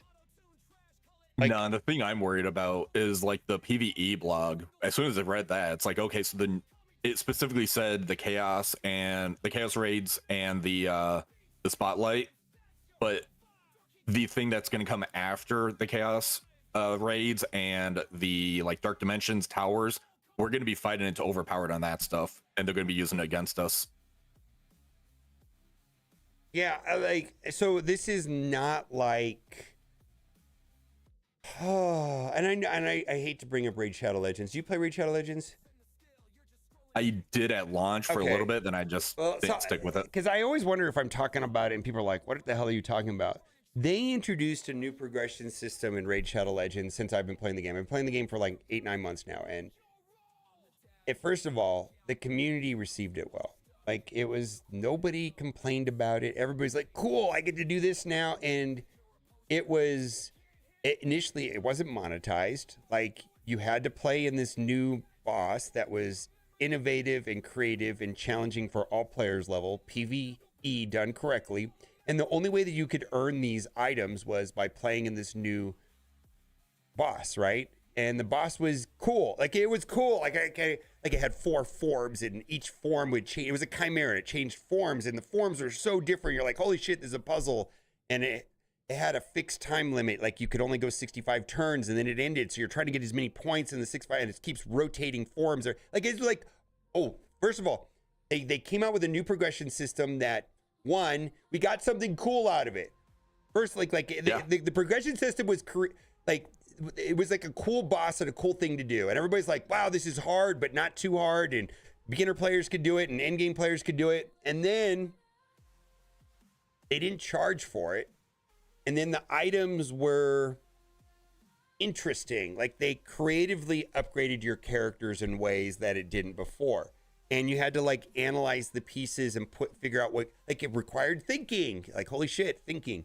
You know what I mean? It required thinking. Yeah, it sounds engaging. Yeah, it's engaging content. and then of course they eventually monetized it, but they didn't monetize it directly. They monetized it the way that I feel like in events, like, you know, whoever finishes first place in the event, like, they would put you in like clumps of like 50 people, and like whoever places in the top 10 gets the items or one, you know what I mean? So they were indirectly auctioning it. Does that make sense? Like, through events. Yeah. So it was still like they kind of monetized it, you know what I mean? But like, if there was ever an event that I wanted to push, I could get it. But that game there is very much about hoarding and choosing when to spend your resources and when not to spend. And if I chose to spend my resources, I could get the item, or I didn't, right? It was more of like, I got to make a choice. Do I want to go after this or not? And so it was the upgrades were interesting. They didn't directly monetize it. The community liked it. It helped me beat bosses better. None of it made anything. It didn't feel weird, and it felt smart. I don't know how to explain that. Overpowered did none of those things for me. Like, it didn't feel smart. It didn't feel like it benefited me. It didn't feel like I could do something cool with it. They didn't give us something new to play with, like a boss or a new mechanic. It was just like, here you go. Parts of your, I mean, it was none of that, nothing of that sort. I don't know. But I think the reason why it worked in Raid Shadow Legends is because it's PvE, not PvP. The game is not the same game. It's hard to compare them. But anyways, did I explain it well enough? I mean, it just seems like there could have been a way to introduce something that should have been cool and fun, and this just isn't. Not at all. That's my main thing. If they implemented this, and even if they monetize it, if it was interesting, then I'd be more down and like actually excited for it. The fact that it's just out there and everything that's like pre-Ares is now nerfed because of the stat difference. I mean, like, I think Spider Society and Superior 6 and Illuminati, like, the only teams that's like worth somewhat investing in that's pre-Ares because of what overpowered is. It's just lazy. I said before, I'd rather have Datacrons in the game than this.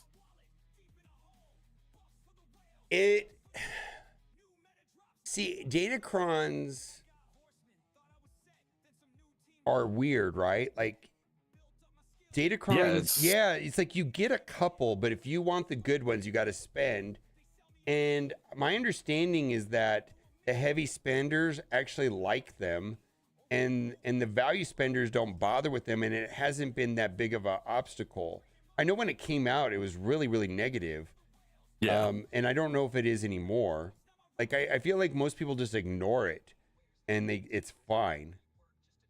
Yeah, whatever you get, and you can just kind of play it that way. Because I don't play Star Wars Galaxy of Heroes. I just watch Arnold's videos because he's entertaining as hell. Yeah, he So is. I kind of like keep up on it a little bit because it gives me an idea as far as like kits goes as well. Because how MSF kind of takes a lot of the kits, designs, and everything like that. It's like, okay, so what can we expect in the future?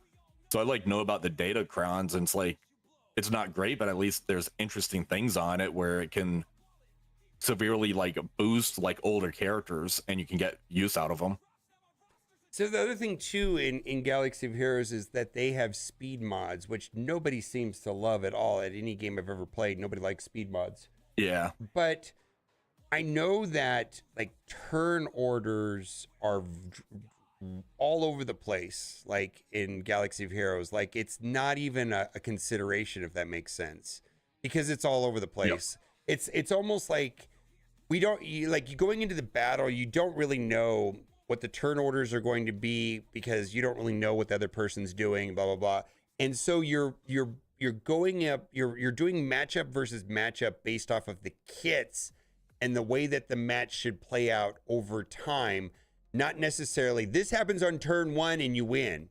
It's more of a longer battle where, because my team functions this way, eventually I should be able to beat the way their team works over time. Not necessarily on the first turn. And I'm sure there's like 900 exceptions to this, but I know that like there's always an exception. But I watch Arnold's Grand Arena too, and I know that he doesn't like. I don't think people really know when things are going to happen.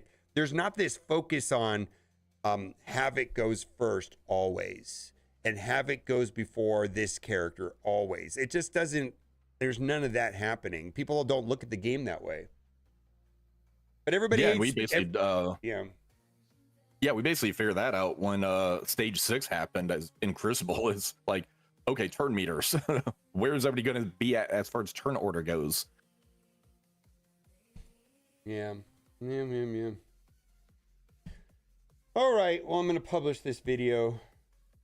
And I'm going to... Thanks for having me. Thank you for being able to jump on it on short notice. I really appreciate it.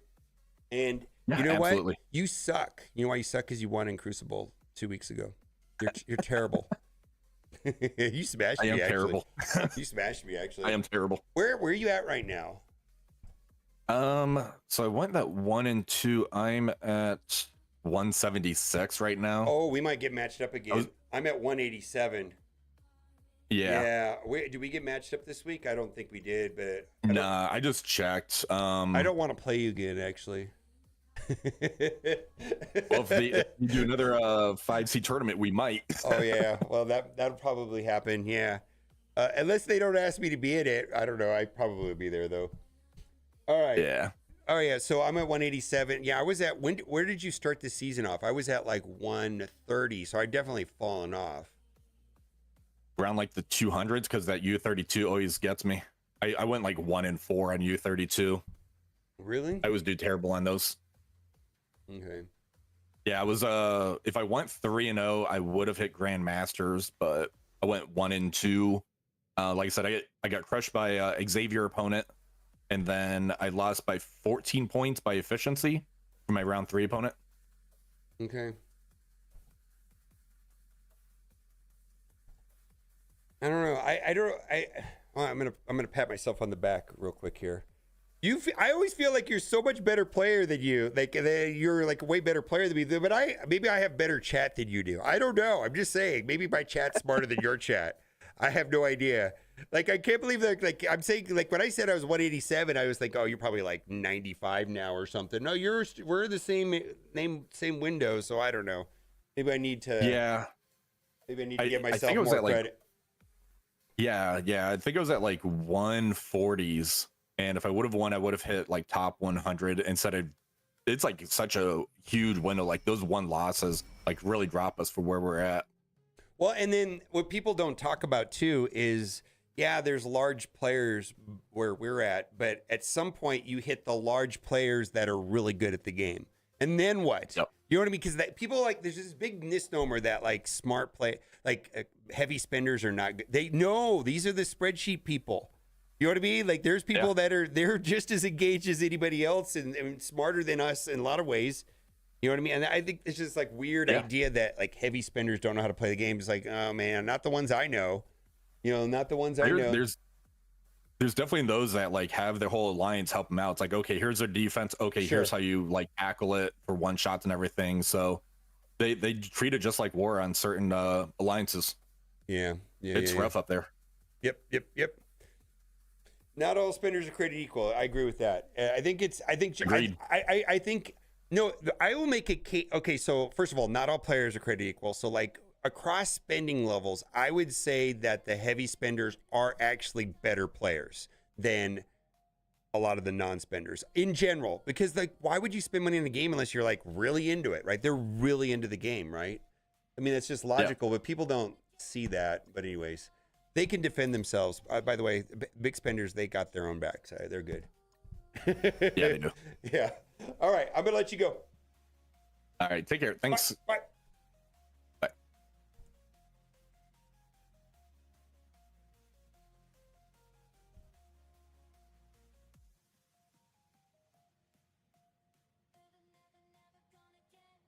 All right, I'm back.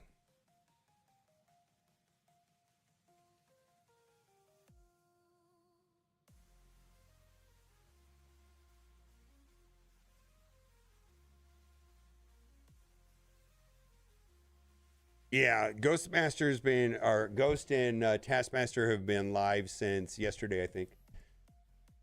No, what I'm trying to say by that is people like automatically assume that because they spent, they're bad at the game. It's not been my experience.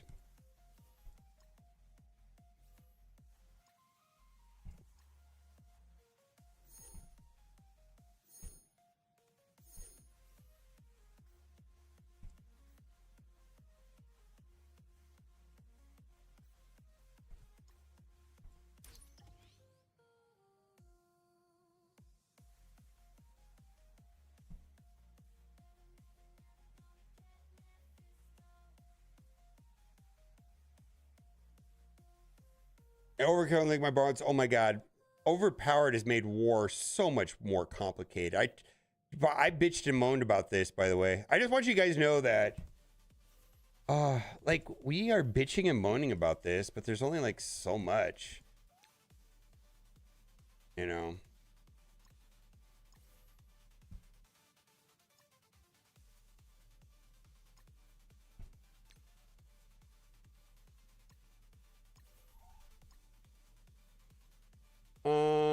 No, I'll look, but I didn't see. I didn't recognize any names. I was just at it. Let me clear this out real quick. A ghost play for Elon? Oh my god. What a weird thing, right? I was talking to, before all that came out, I was talking to Darth Micro, and I said, Darth Micro, is it weird that Elon Musk probably knows who you are? He goes, I don't know. He's like, I know some of the people that interact with him. I was like, okay. And then it came that he was like ghosting his accounts, and I was, and it just seems like a strange thing to me.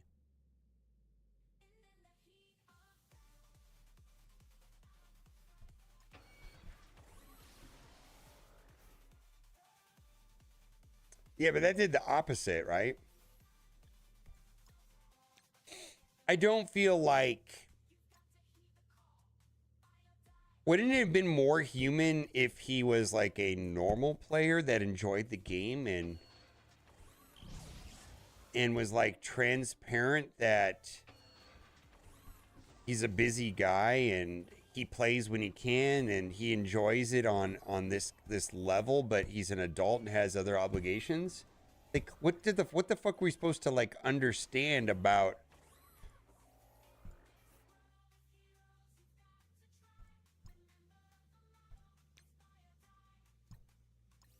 I don't get it. I think someone like me cares, if that makes any sense. I mean, I'm not gonna. Oh God, how the fuck can I can't talk about Elon Musk unless it always will get political, no matter what. Elon Musk never was politicized to the extent he is now, and now it's like it's like off limits. Holy shit.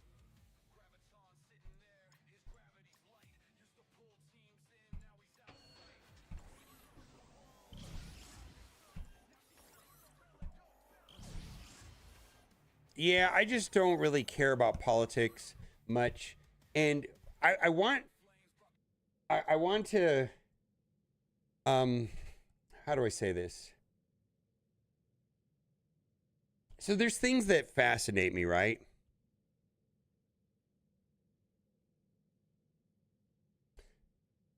There's things that just fascinate me.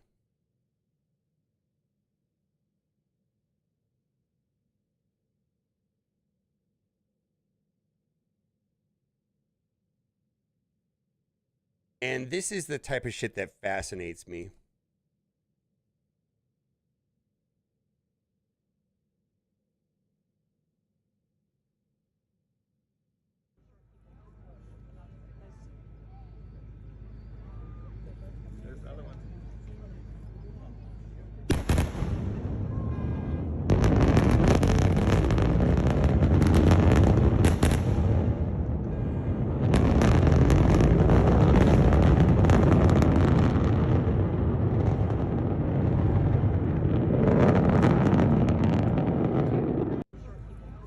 That's just some of the coolest shit I've ever seen in my life.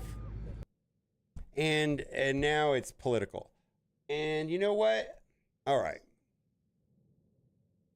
Yeah, I don't know what to say. It's probably like one of the coolest things I've ever seen in my life. Yeah. I'm just like double sonic booms, spaceships falling from space and landing side by side. Holy shit. That's just cool. No, it's not political, but I think Elon Musk is politicized.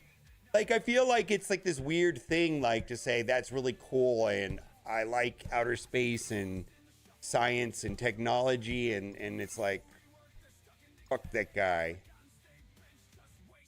All right. Still like spaceships.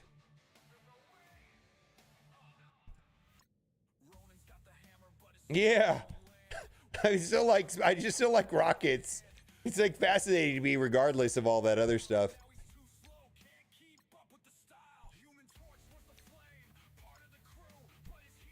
Oh, the one chip? Yeah, dude. Oh my God. Is anybody else got that set up to do? Anybody else doing it anytime soon? Like Duelim or Dorky?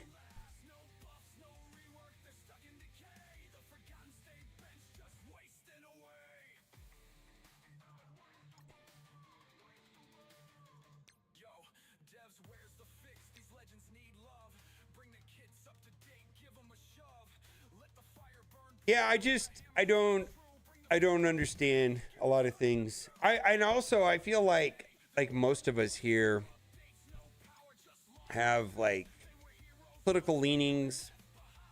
Mine are very moderate. Like, I'm not really strong on anything, but I have leanings, right? But I also don't feel like I have like anything super thoughtful to say. I don't know much about it. I feel like everybody is so polarized on everything right now that there's like not a lot of meaningful discussion happening. Everybody's like so entrenched in whatever they believe. I don't know.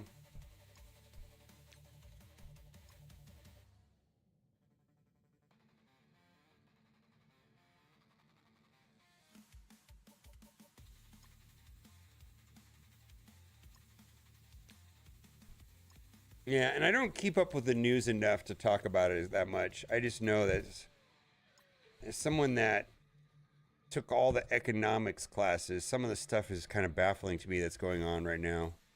Like, I just don't understand.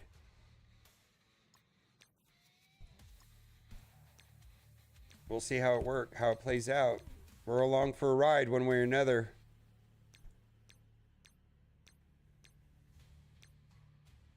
Oh, when is Thunderbolts out? Is Thunderbolts out today or tomorrow? Is that Thunderbolts is out tomorrow?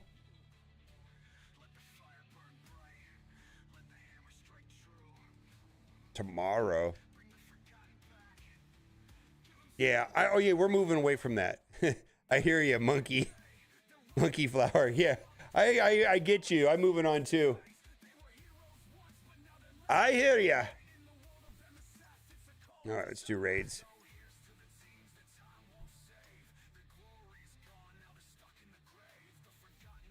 Oh, I talked to Boylon and Dorky about that. Both in different ways, both of them said that they've never seen the country more unified.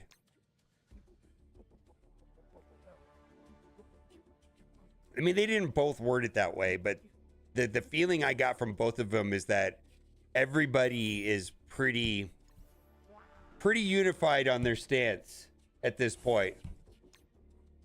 Also Canadian and can confirm. Yeah. Well, Boylan was moving to Germany, but he's Canadian.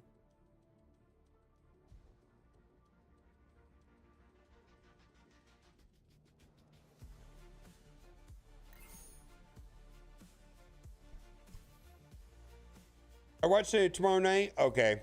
I'm hearing good things about this movie. I watched like the first 5 minutes of a non-spoiler movie review about Thunderbolts, and what really made me like the review that I was watching is I could tell the guy wasn't really thrilled about Marvel in general. I felt like I could tell he was a Marvel fan, but he was just like, oh man, the movies have been very mid. He really liked the Thunderbolts movie, and I was like, oh boy, we'll have to see. I'm hearing good things.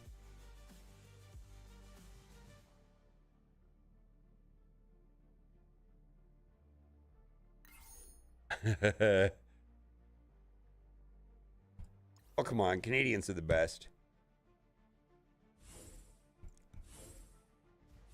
I can say that I've never met a Canadian I didn't like.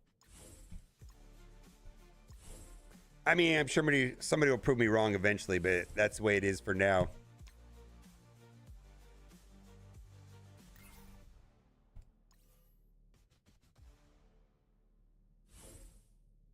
Former Canadian? Well, just moving to Germany doesn't mean he's a former Canadian, right? Still a Canadian citizen. He's just an expat, right? Living in Germany.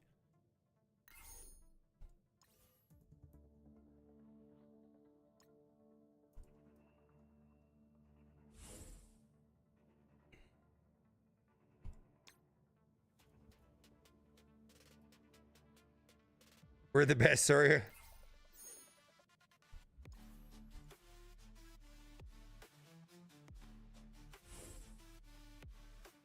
Oh my god, Juicy. Uphill battle.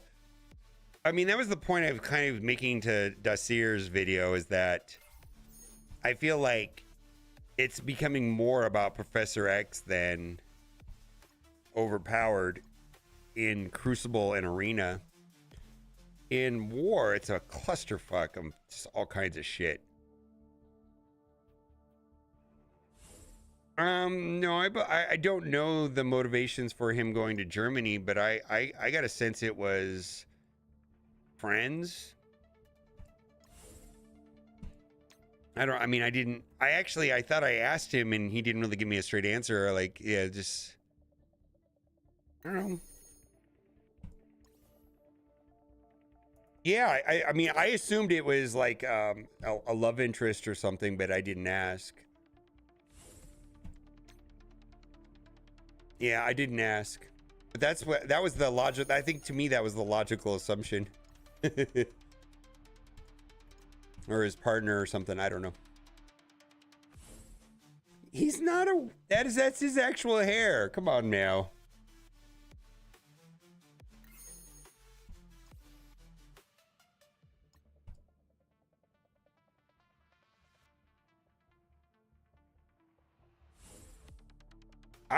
What's wrong with Germany anyways? I thought Germany was nice.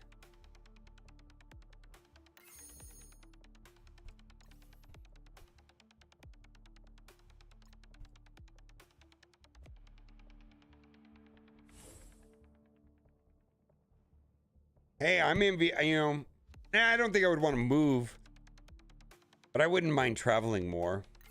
Oh, also, I am now live streaming this on my alt YouTube channel. I don't think anybody's watching it. Let's see here.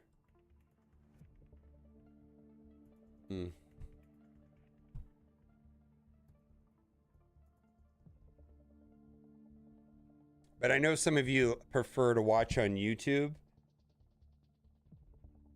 Moved from America to the Philippines. There you go. Let's see if it works.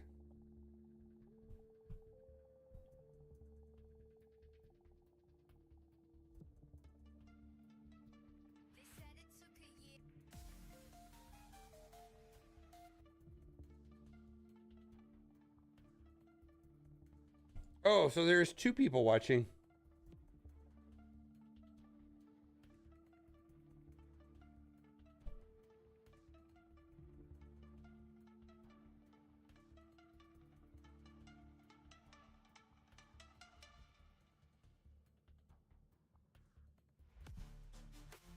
Well, there's that Milky channel if you don't like watching streams.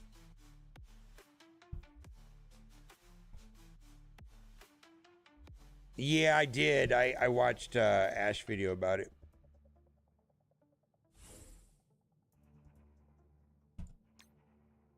Milky is a bot, yeah. I think it's the perfect place for people to go that don't like watching streams. I get it.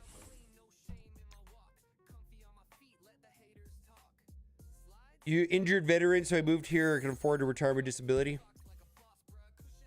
That actually sounds pretty cool. I got a buddy that just moved to Thailand, and he was a veteran actually also.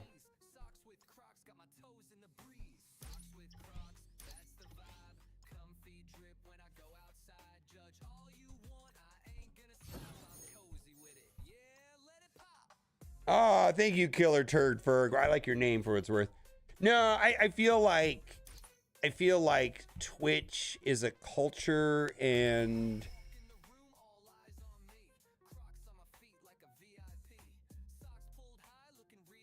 I really like it, but I also don't know if, like, how do I explain Twitch? I like Twitch as I like it when I'm like if I'm cleaning or cooking or doing busy work, I love to have Twitch on. When I'm like running around doing something in the house, I just love having Twitch on. I'm also more of a lurker than like actively typing into chat. I mean, I do sometimes.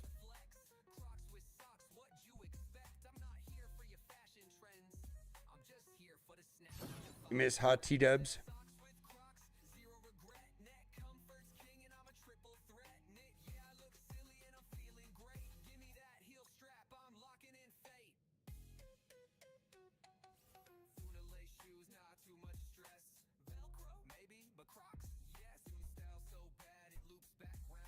Jeremy Renner, he got over the snowplow thing. Is he doing better, I hope? Spend raid credits. Okay, let's go do that.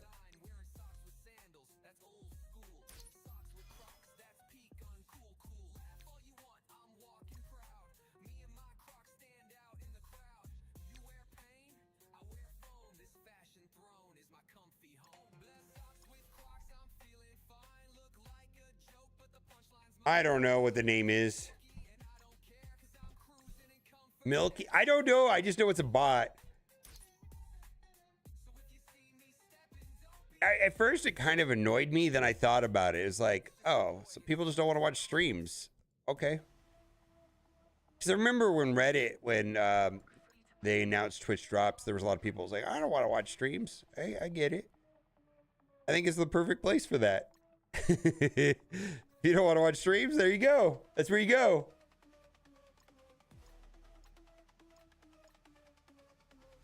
I don't even know what his name, what the name of the, are they on right now? I don't even, I know it's not a person because it's looped gameplay. They're sidestepping the the rules, which is very smart because Twitch has very specific rules. and they've, you know, so they've simulated that they're a VTuber and they've got gameplay on loop. So it's actually someone actually good for them for figuring out how to sidestep the Twitch rules. Because I heard T-Dub's got a ban for like stepping away for his stream for a couple hours or something, a 1-day ban or something. Oh, Mary Mickey. All right, I got it wrong.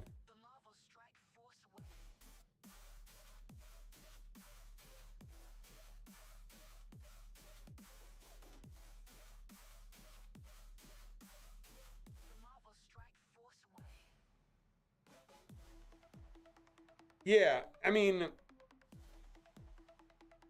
my hope would be that. That's why I like raiding Bendable. It seems like every time I raid Bendable, like I leave my stream on, right? I leave the stream on after I leave, and then I the other day I raided Bendable and I came back in the morning. It was on Dorky Dad. I thought that was really cool.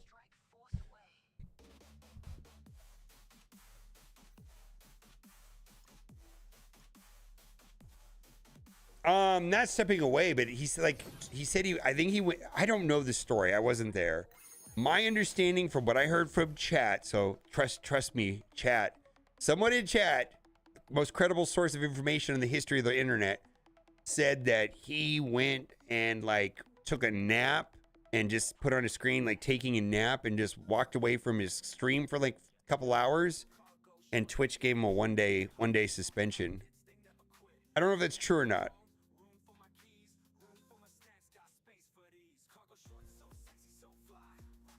His stream title was MSF Tomorrow. Yeah, I don't think Twitch allows that, is what I'm trying to say. Like, I feel like I'm pretty compliant. I mean, 99.99% of the time, I'm compliant with Twitch rules.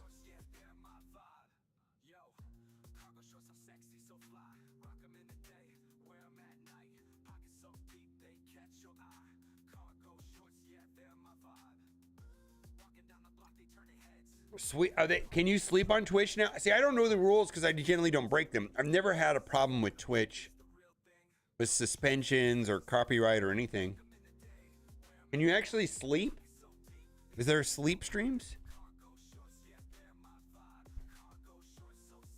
What's a sleep stream? Or is it just chatting?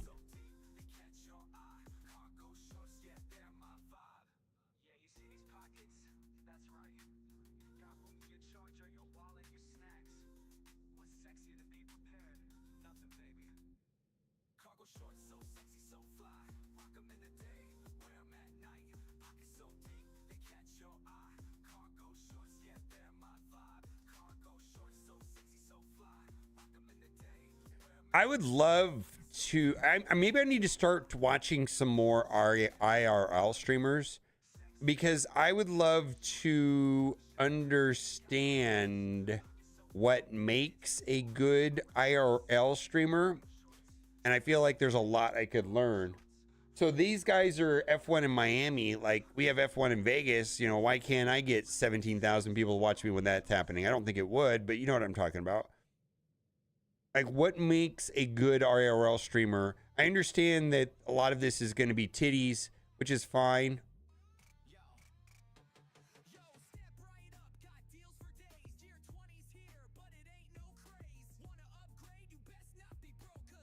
Like, what does it take to hold people's interest on an IRL stream other than boobs? I know that boobs hold your attention, chat. I know that you're thirsty as fuck. This guy got a mustache?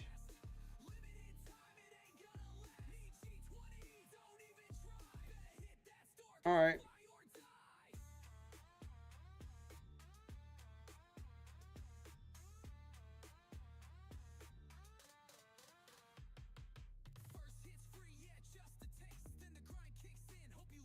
I don't see any sleep streamers. Oh, I don't care what I clip. Why did she have it? What is it on her, Joe? What is the hell's going on? I don't understand what's going on. Oh, I've done that before where I write on my arm. Oh, is that what it is? For subs? Anyways, enough of that. The category is I'm only sleeping. All right, let's look. Why am I so interested in this? Because, I mean, if I could make money when I sleep, can you imagine nobody would want to watch me farting. Can I have Marvel Strike Force? I'm only sleeping. Oh, okay.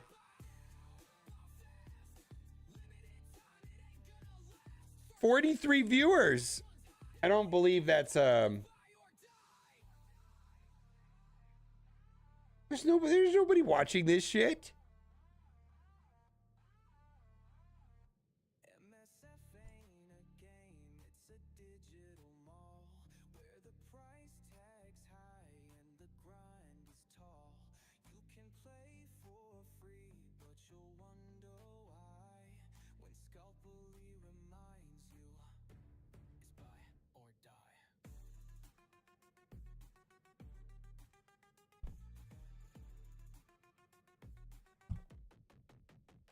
Okay, so I'll straight up.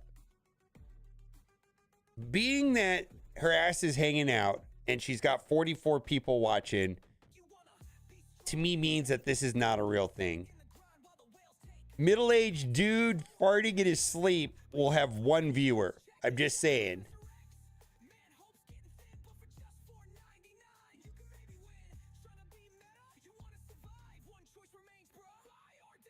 Oh, wait, she's rolling over. Holy shit.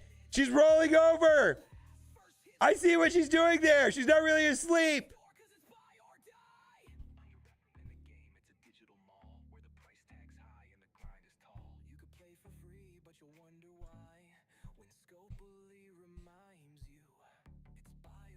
I see you.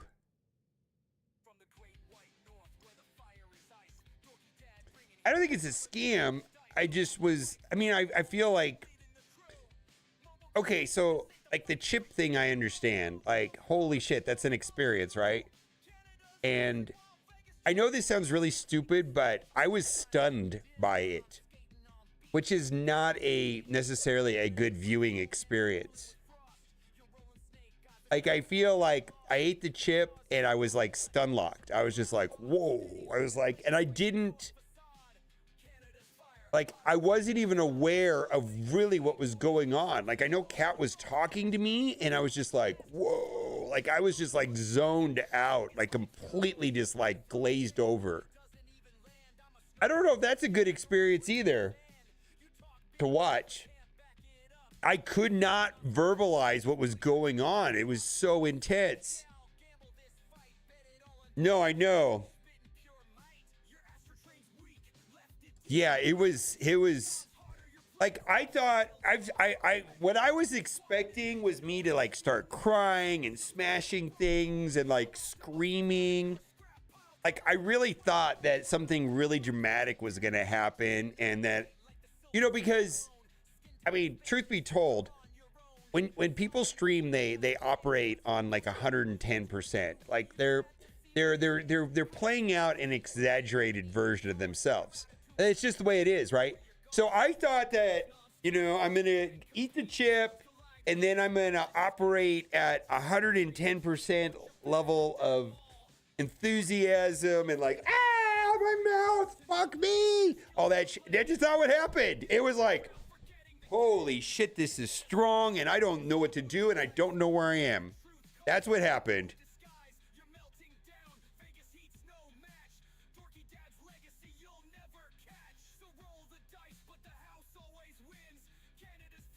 Yeah, it was so intense that I didn't even, like, I didn't know what to do. I was like, oh my God. But I couldn't like verbalize anything about the experience. Because I feel like I've seen other people do stuff like that and they're like crying. And I watched this one where this guy stuck his finger in his eye and his eye started, and it was some funny shit, right? I was like,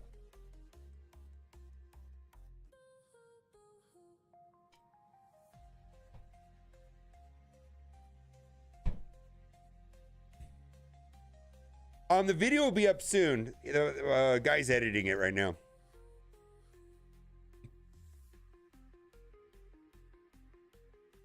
And then War Chat, you post please counters. I know, I was like, please. I was sitting here going like I needed to do something, yeah. Big Sparta, I was like, I need to give me something to do, please.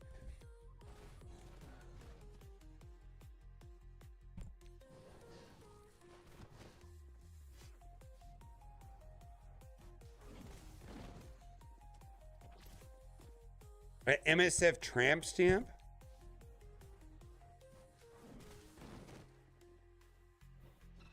Pineapple pizza seems like I just don't get why. That doesn't sound like something I would want to do.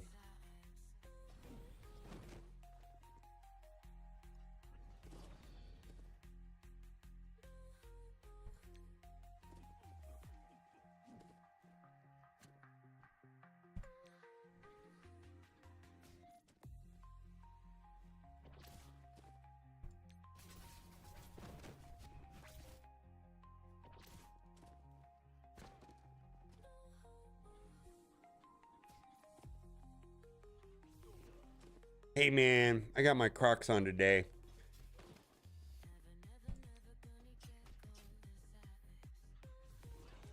I got owl socks and Savannah banana Crocs.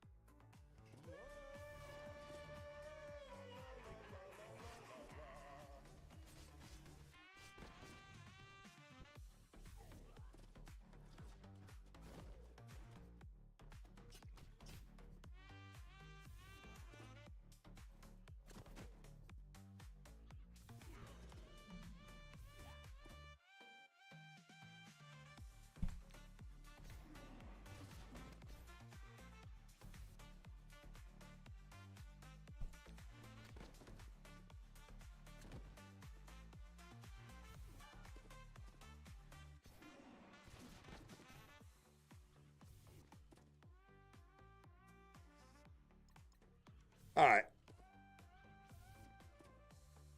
Pineapple pizza?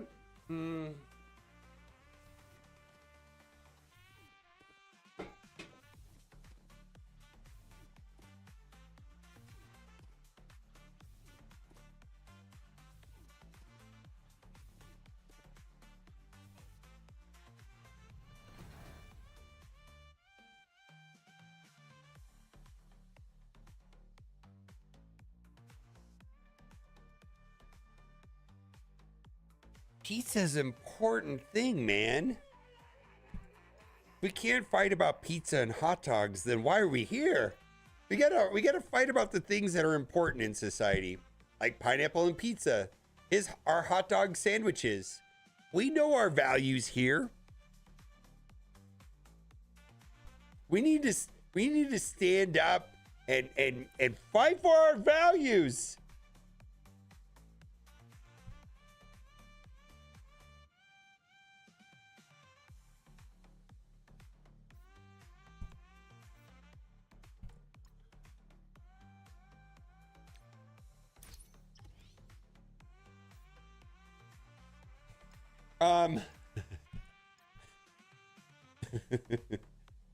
Hey, all I know in life is you got to pick your battles, and pineapple and pizza is a battle worth fighting, my friend.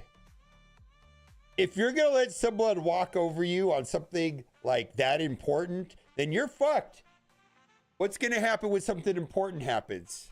If you're not willing to stand your ground and fight what's important when it comes to hot dogs being sandwiches and pineapple on pizzas, you're just gonna be a doormat and let people walk all over you with their thoughts and their feelings? Fuck those people.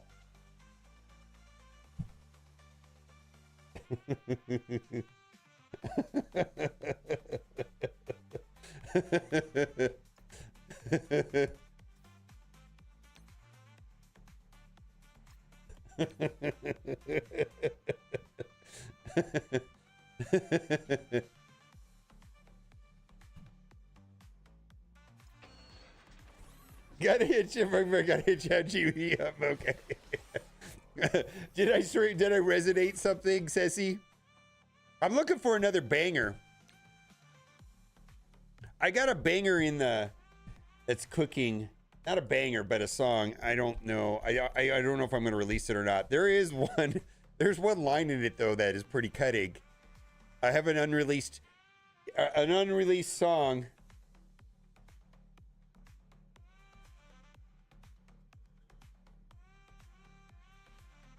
This one?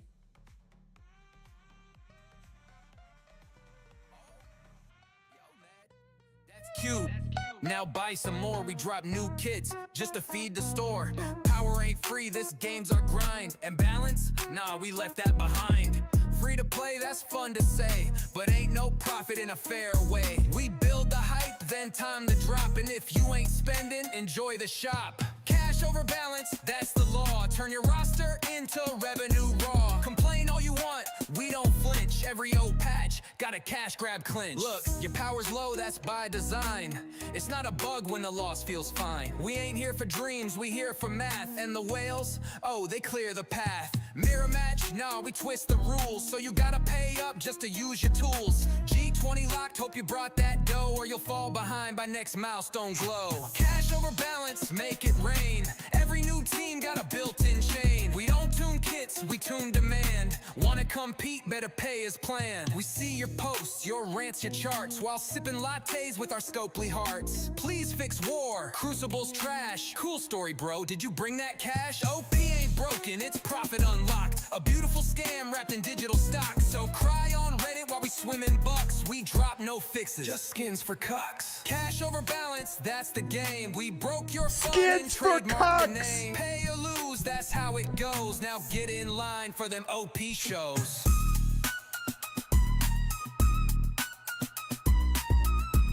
It's pretty savage.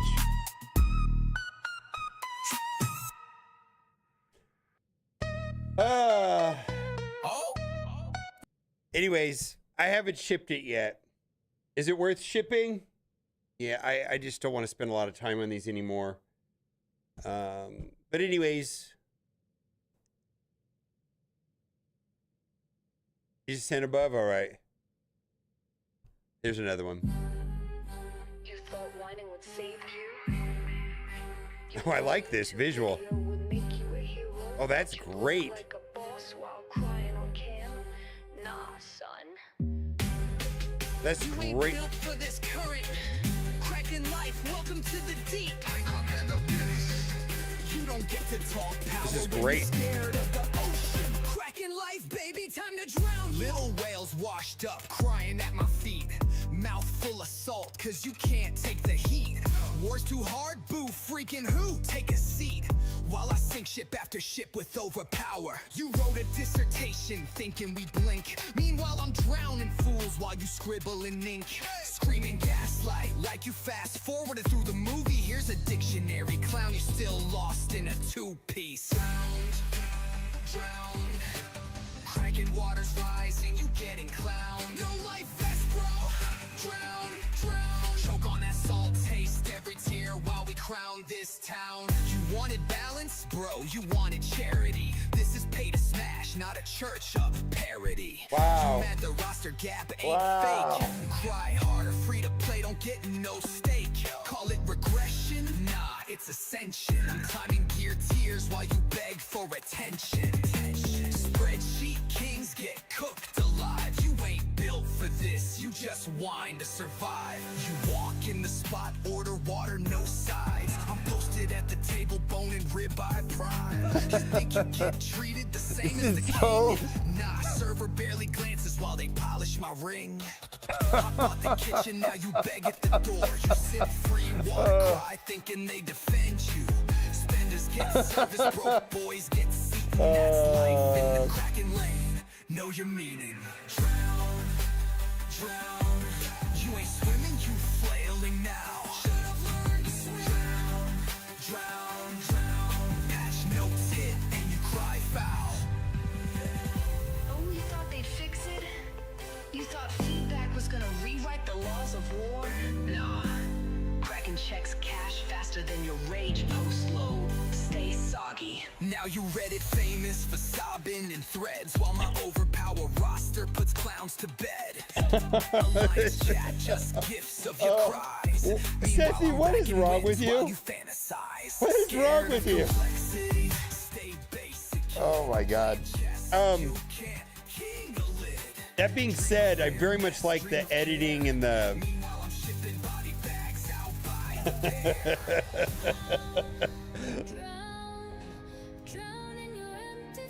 So, what resolution is ChatGPT giving it into? Is this in 480? Or were you able to get it out in 720? And then how many total clips did you get? 4, and then you just chopped them up and edited them? How many total, like how many prompts? Did you get 4 good ones? Or did you have to do like 6?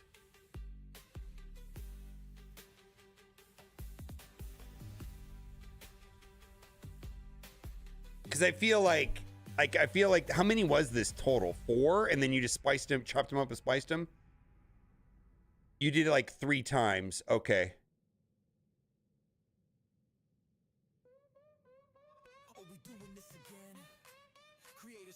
I can't put that on my place list though.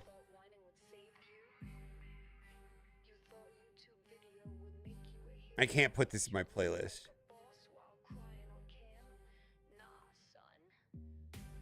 This is too pro-cracking for me. This is on Scopely's playlist. And you got it to toggle, or did you do the brackets trick to get the female voice? Somebody in chat told me about the brackets, not the curved ones, but the square ones, and then it'll do it.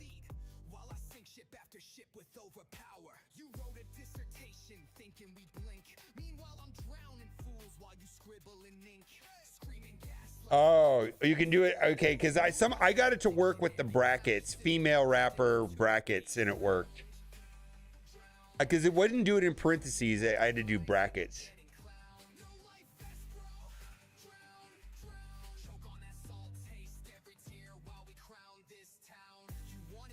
I really like the video though. Holy shit, that's great.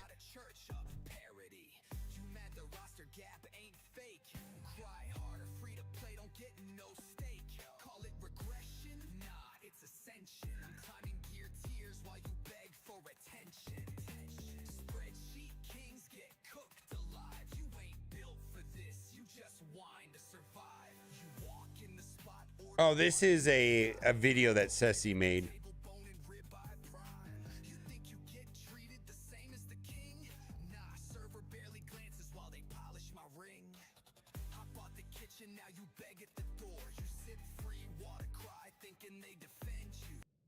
They just don't care. Like they're like, oh, we're listening to you guys. Absolutely, we're listening to you. We're just not going to do anything based on your feedback. We're still going to move forward with what we were going to do. But we hear you. Thanks for your feedback. We're not going to take it though, and it's not going to change what we're doing. Since the response to that video, Think of is this is like gonna. See, here's the thing. I don't know, man. I just hope it doesn't get like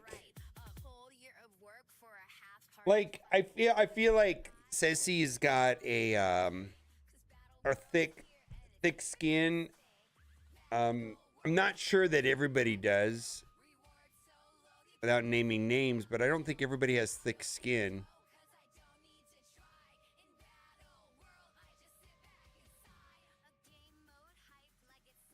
What did I do wrong?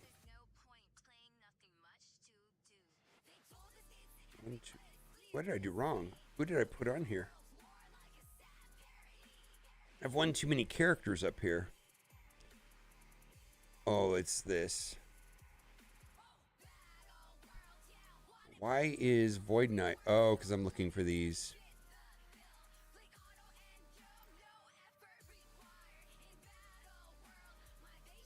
Yeah. I mean, I think you have thick skin. But I saw a post on Reddit that was directed at Beta, and I was like, oh, I don't know. I don't know that everybody has thick skin. Like by default, You know, I kind of sign up for whatever criticism that comes my way. I don't think everybody wants that. And I got to tell you, by default, I'm not good at it, but I feel like it was like a skill set acquired over time, but like my natural is I'm pretty thin skinned and it just took time.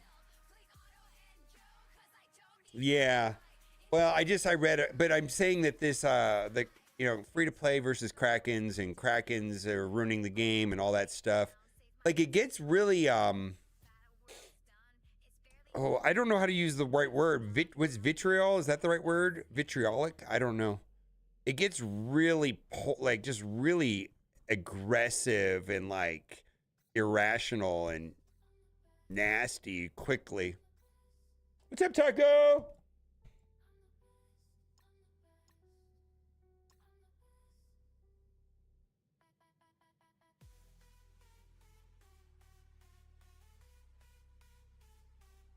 Hello.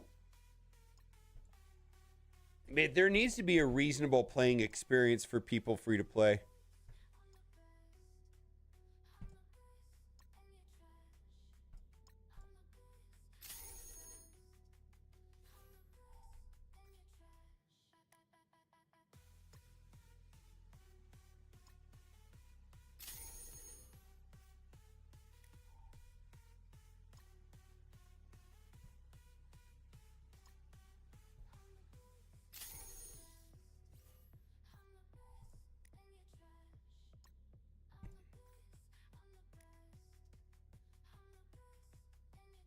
Right. I feel I would, you know, I could tell you my story. I would, you know, I've been on YouTube for a minute now.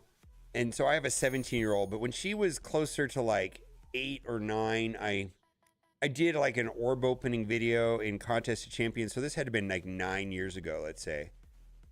And one of the comments like, "Who's this? See you next Tuesday." And I was like, wow. All right, okay. This is the internet. I get it. Wow. That's interesting. Oh, so I deleted the comment and moved on. I know that for some reason that cured me of some of the nonsense. Not all of it, but some of it.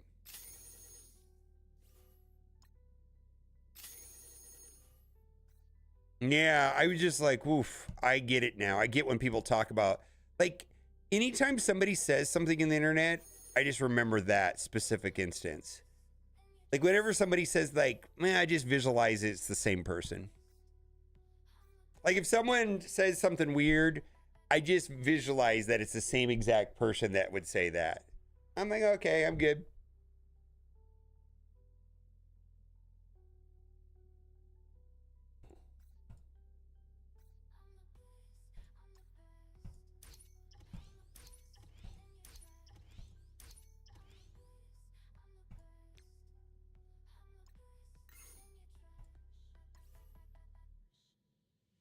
No, I think that not everybody, like,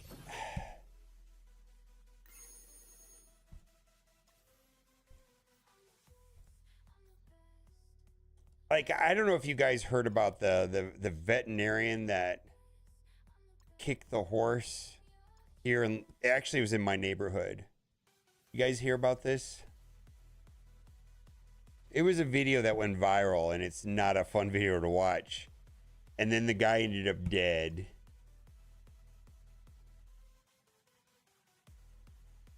And boy, the comments about that guy. No, I'm not going to play the video because you'll have the same response that I did when I saw it. But it happened in my backyard, not backyard, you know, within 2 miles of here. But the comments about this guy, and I don't know if it bled over into the real world, and I think he killed himself over it. I don't think I don't think I'm gonna solicit any sympathy from anybody, because when you see the video, you won't feel sympathetic towards him. But I'm 90% sure that the comments and the outrage from the video caused the guy to kill himself, is what I'm hearing.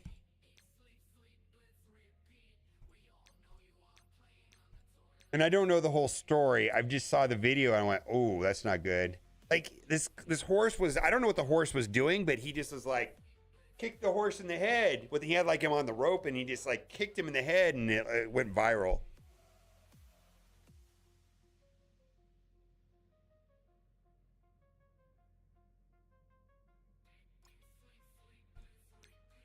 And it's just one of those things where, like, you watch the video and you're like, fuck that guy. But then you forget that that was an actual guy.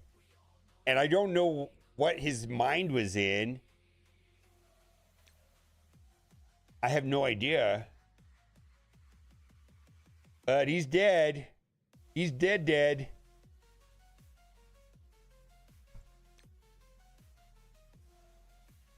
No, I mean, I obviously am sympathetic towards the horse, but guy's dead.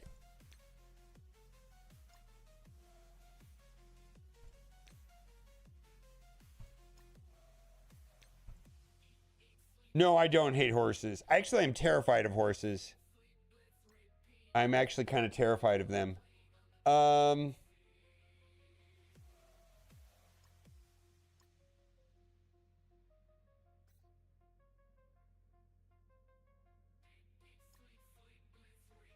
Oh yeah, the story is that he drove himself to Lake Mead, and like his car is out there, and like all of his wallets and keys and everything's left in the car, and then they found his body in the water. I mean, I guess it could be. It sounds very mob hit though too, so I'm not sure.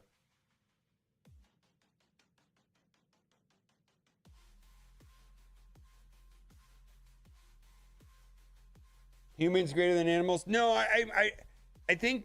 I think more. I mean, remember that Tiger King show, and then it was like Joe Exotic, and they were talking about how, yeah, he put, he did all that time, right? But it was more about, yeah, he put out that hit on Carol Baskins, but they also were able to prove that he shot and killed like some of the older tigers, and that's what drowned him. Basically, is more people are more sympathetic towards animals than humans.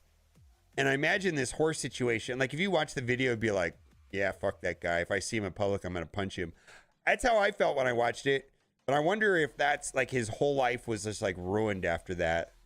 Like, I mean, maybe he deserves it. I don't really know, but he's dead.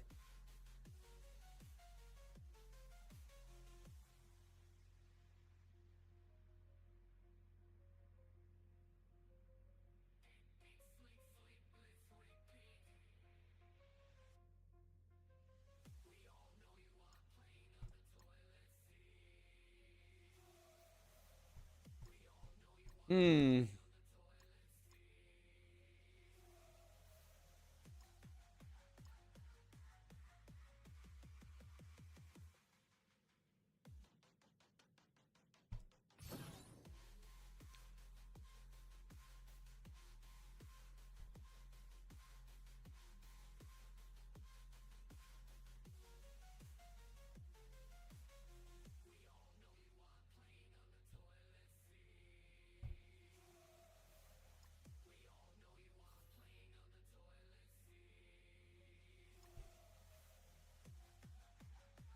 All right. I think we're done. I'm not pulling the trigger on this today. Whew, some people are doing Gene instead of Captain Sam. Where do I need to go next?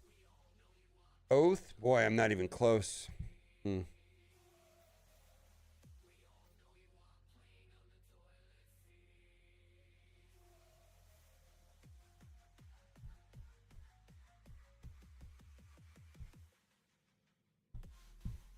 All right, let's see what's going on.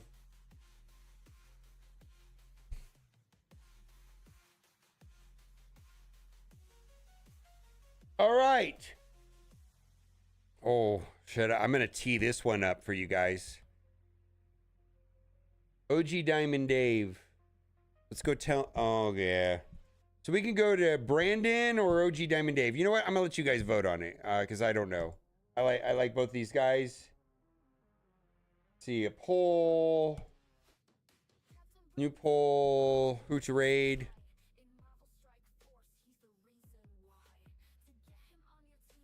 We got OG Diamond Dave.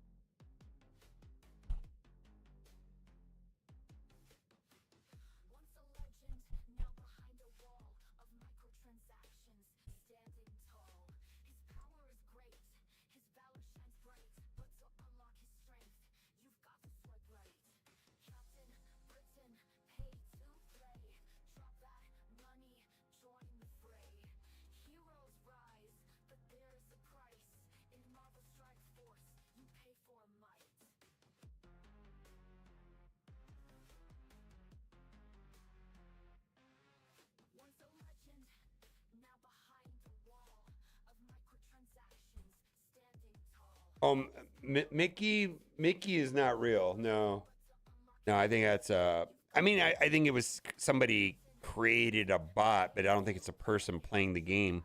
It's automated. I mean, a real person made it, but it's automated at this point.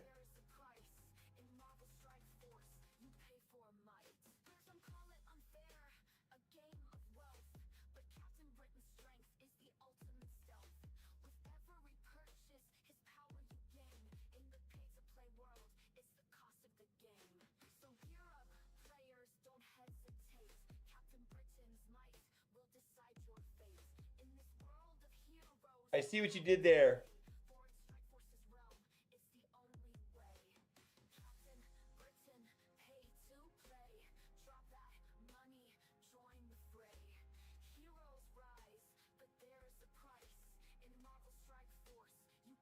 Hey, Mickey, you're so fine. Something.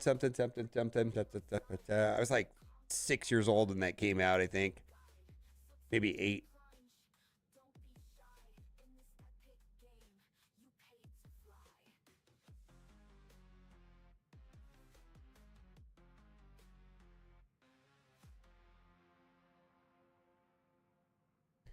Carol Baskin, $500.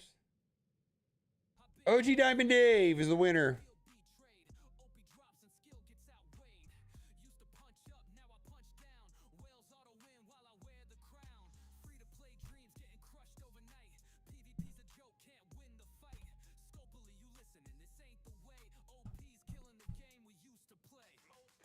This OP that.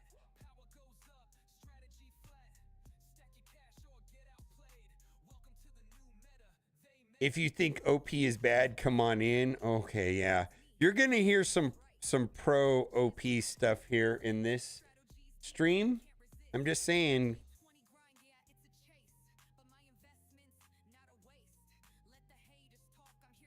Yeah, you're going to hear counterpoints to the normal position of the value in overpowered.